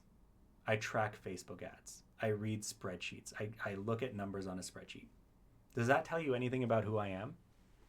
No. Does that fulfill the unspoken purpose of their question? No. Yeah, what gives you the capitalism tokens? Not even that. I'm going to push back on that, Alex. They're saying with their mouth, what gives you the capitalism tokens, right? But what they mean is what gives you value? What makes you who you are? Hey, depending on the time zone, I will be right back there with you when you stream. And Minhas is completely correct. I kind of glossed over it because I was explaining it as your chats were coming in. But that's exactly it. They don't care if you swerve the question. They're trying to get to know you, and this is the framework that they have access to get to know you. So if you don't fit in this framework, give them a new framework. Give them a framework that you fit into. Because then, one, they'll accomplish the task that they're trying to accomplish, which is getting to know you more. And two, they will feel better about you because instead of just being like, oh, I don't have a job, I don't fit into your standards of what a person can be by asking that question. No, you're giving them a little bit of you that hopefully resonates with them, deepens the connection a little bit, right?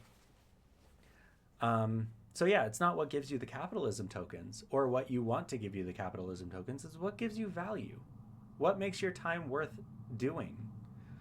Small talk questions are like questions on a political debate for neuroblends. The debate goes on to the next question, whether or not you serve it. But I'm going to push back on that too, Podius. How was your day? This is good. What do you do for work? Digital marketing. Does it pay well? Kind of. I have a decent apartment. Oh, where do you live? Downtown. Goes from it's like a dialogue tree in a video game. It goes from thing to thing to thing to thing to thing. Right? That's the structure. But if you swerve the question, if you break the structure just once, right? What do you do for work? Oh, I make internet videos. Talk about Star Wars. Suddenly, both of you are off the rails. You're not going from thing to thing to thing to thing to thing. You're diving into the person. You're diving into the other person. You're diving into each other, right? Then you can learn more about each other. Then you can, right? That's how you ramp into the learning more about each other. Now, obviously, you got to be careful, right? If somebody asks, hey, how are you doing today? You can't say, oh, I was traumatized when I was 3 and now I'm having long-lasting depression and I'm in therapy, but the therapy's not really working. I just picked up a prescription for antidepressants today. Actually, you can't do that, right? You got to take it step by step. But you can, if you derail that conversation, you're going to have better conversations. I mean, in regards to oversharing, I immediately get very personal because I have to push away the work questions. Yes. So I'm not saying like, so that's why I'm saying break it, right? If you answer the work question, you have to get personal, right? So don't answer the work question. Pick a new question and answer that. An easy way to tell very little, but then ask the other person about themselves or use a detail they told you to further the combo. That's exactly it. In class today, one of the things that came in class today that was actually useful is you start a conversation, you say, how are you? Good. The conversation is over. So what do you do instead? Not, how is your day? What did you do today? Oh, I can't think of something that I did today. I'll make something up. I went to the Lego store. Oh. What did you do at the Lego store? I bought some Lego. What Lego did you buy? I bought the butthole tiger. Boom. We're in the middle of a deep conversation about my butthole tiger. Right? If you knew they had soccer practice that day, don't ask how was your day. Did you score at soccer practice? Did you make that pass that you were working on? Right? That's how you do it. And if you think you're going to overshare, if you're not comfortable sharing about yourself because you undershare or overshare, throw it back on them. Throw it back on them. Build off what they're saying instead of trying to do your own thing. Further to the combo, most people love talking about themselves. So if you give them a little nuggets, most people won't notice that they aren't saying much. That's like rule number 1 of introverts talking to other people. If you cannot talk about yourself because you talk too much, you talk too little, just throw it on them. I don't know why I made those sounds. Those were real gross sounds to make at that moment. Throw it on them. It can backfire. I've had it backfire before because that's how I have conversations. But take it in stride. It doesn't backfire often, but it can. You just need to give a little push the conversation further and then throw it back to them. So we did in class today, we practiced being an active listener. Now, I'm from this same school of thought as Minhas of, if you don't know what to say, ask them about themselves. People love talking about themselves, exactly, right? But the practice that we did today was, for 1 minute, one person is going to talk to me, and I'm going to be an active listener. And then that person stopped talking after like 2 sentences. So I'm just sitting there like, because I wasn't allowed to say anything. But my instinct was, oh, you like Need for Speed Underground? Tell me about Need for Speed Underground.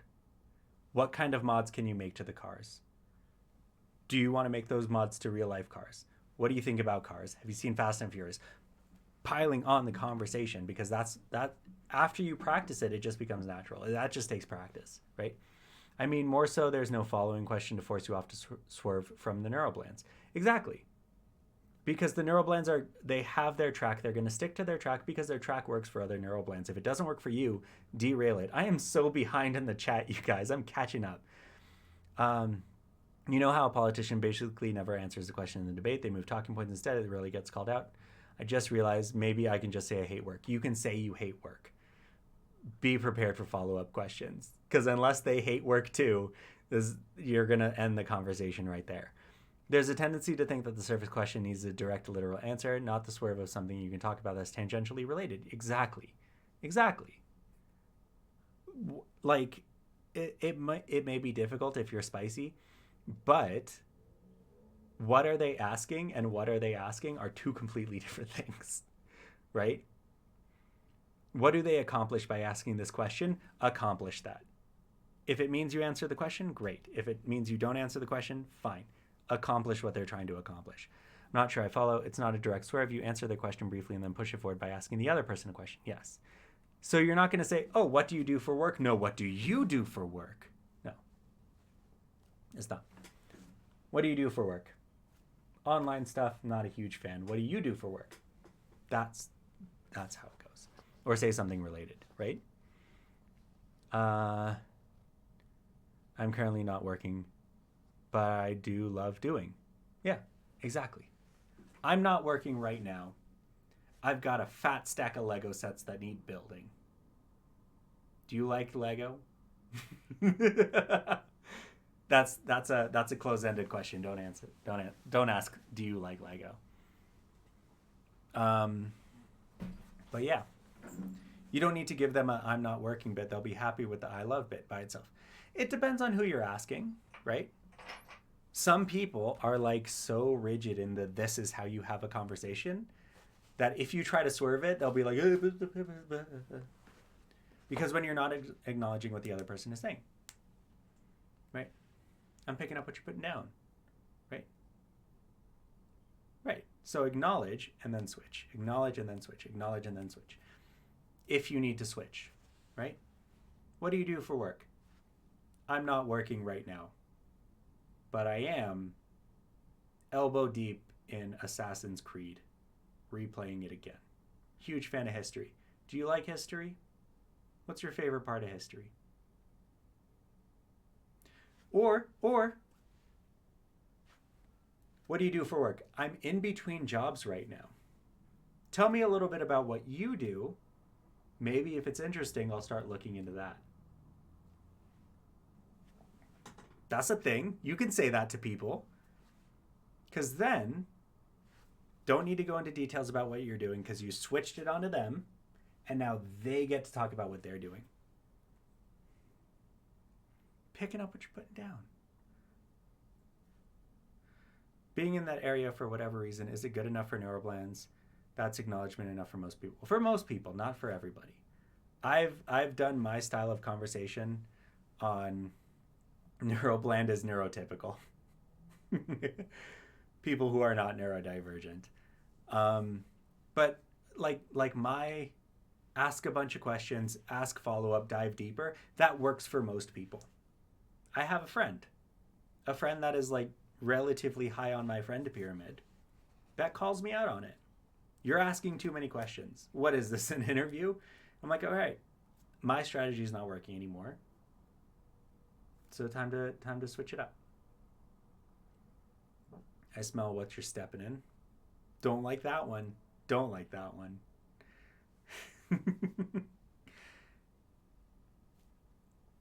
Maybe we need to have a whole stream dedicated to how do we talk to people, right? We'll do some scenarios. We'll do like a call-in or something, or just go watch Dr. K. He does that all the time. That's what his streams are about. I want to get on his stream so bad. His suggested video is staring me in the face. After Great British Bake Off, what do you want to watch next? Dr. K. I want to watch 2 hours of Dr. K. That's what I'm going to do when I get home.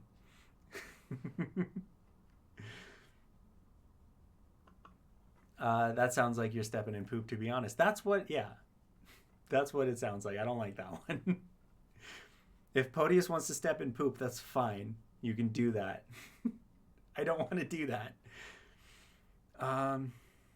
You can have a guest and do roleplay practice combos. I could. I got to set it up.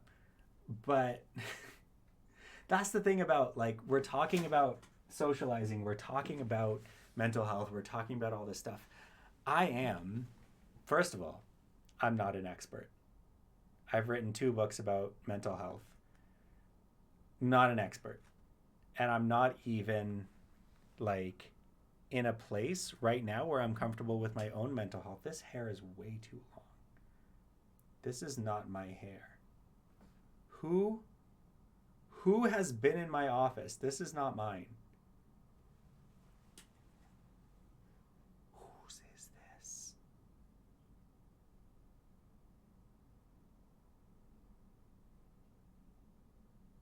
I'm holding up a hair. You can't see it on the camera. It's black. This place was just cleaned. And I was the only person who's been here. Anyway. Yeah, I can have a guest on, or we can do it in the Discord chat if people don't want to show their faces. We got options. But I wanna pull something more substantial, because right now I'm talking from my own experience. I'm talking from the art of conversation. I'm terrible at talking to people. I know, it's crazy. We've been here for almost 4 hours and I'm terrible at talking to people. I always have been. When I was in middle school, I read a book called The Art of Conversation, and I read a book called The Art of Small Talk, because the hoodie's mine. The hoodie was also recently cleaned.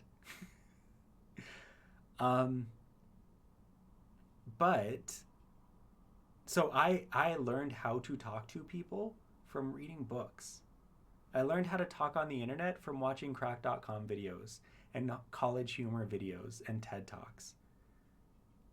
Right?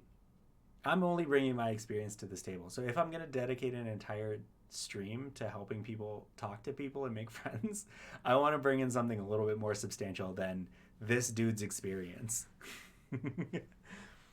I don't know how your hair got into my office. Maybe you put it in a YouTube video and it just fell out. Probably came in and fell off the hoodie. I don't know. The hoodie has been sitting on my floor, which was recently cleaned. So I don't know. The only person I can think of is the person that called me out for asking too many questions. The yoga teacher. She has hair that length. But other than that, I can't think of anything. Maybe it came off a jacket. No. Podius, I'm living in the future. Robots clean this apartment. I'm not joking. We have, like, robots. Anyway, it's my parents' apartment, so they bought robots. Circle of expectation is kind of useful for question and answer time. If it's in a pretty close circle, it's a valid answer. Won't get challenged, even if it's somewhat tangential. Yeah, exactly. Hoodie could have picked it up outside. Oh, I looked at the time by mistake. Yeah. It's getting around that time. These robots don't. These robots don't have hair. Because, like I said, robots, and you're thinking, like, oh, Westworld humanoid robots or whatever. No, it's like a Roomba and like a window Roomba. Hi, I want to offer promotion of your channel. Viewers, followers, views, chatbots. The price is lower than any competitor. The quality is guaranteed to be the best. Auto on, incredibly flexible and convenient order management panel. Everything is in your hands. Turn it on, off, customize. Go to dogehype.com. Dang. I was not convinced by that ad copy, but then you said Doge, and now I'm really not convinced. Thank you, The Mystery Van 1177. I'm gonna block you, which I cannot do from this. Yep, can't block from here. That's fine. It's a bot. It will go away. I talked about robots too much. I talked about robots and they just showed up. I Beetlejuiced the robots into the chat.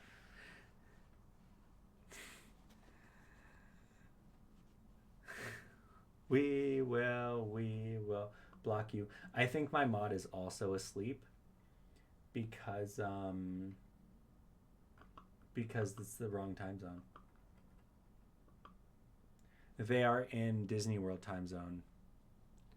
She's asleep because they're in Disney World time zone, so it is almost midnight. It is almost midnight. Restrict. I'm going to restrict them. Will be restricted as a suspicious user. Perfect. Also asleep. None of us are sleeping. Yeah, they're asleep because they have a big day tomorrow. They're going to Disney World, I think. That's what they're doing. That's what Adel and the kid are doing this week. They're going to Disney World, so good for them. And I'm here in the -20. Thank goodness I'm not walking home today. They won a Super Bowl? Yes, and the Super Bowl is our parents live next to Disney World. So as long as we can get a flight, everything else is paid for. We have our annual passes that are paid for. And we have like room and board and food and all that stuff. So, and we already have our popcorn buckets, so popcorn refills are just $2 instead of the $8 usual dollars. It's good. It's good times. Want to go to Disney? Can I like mail myself over to Florida for 8 hours? Yeah, you can. Just don't build a BB droid.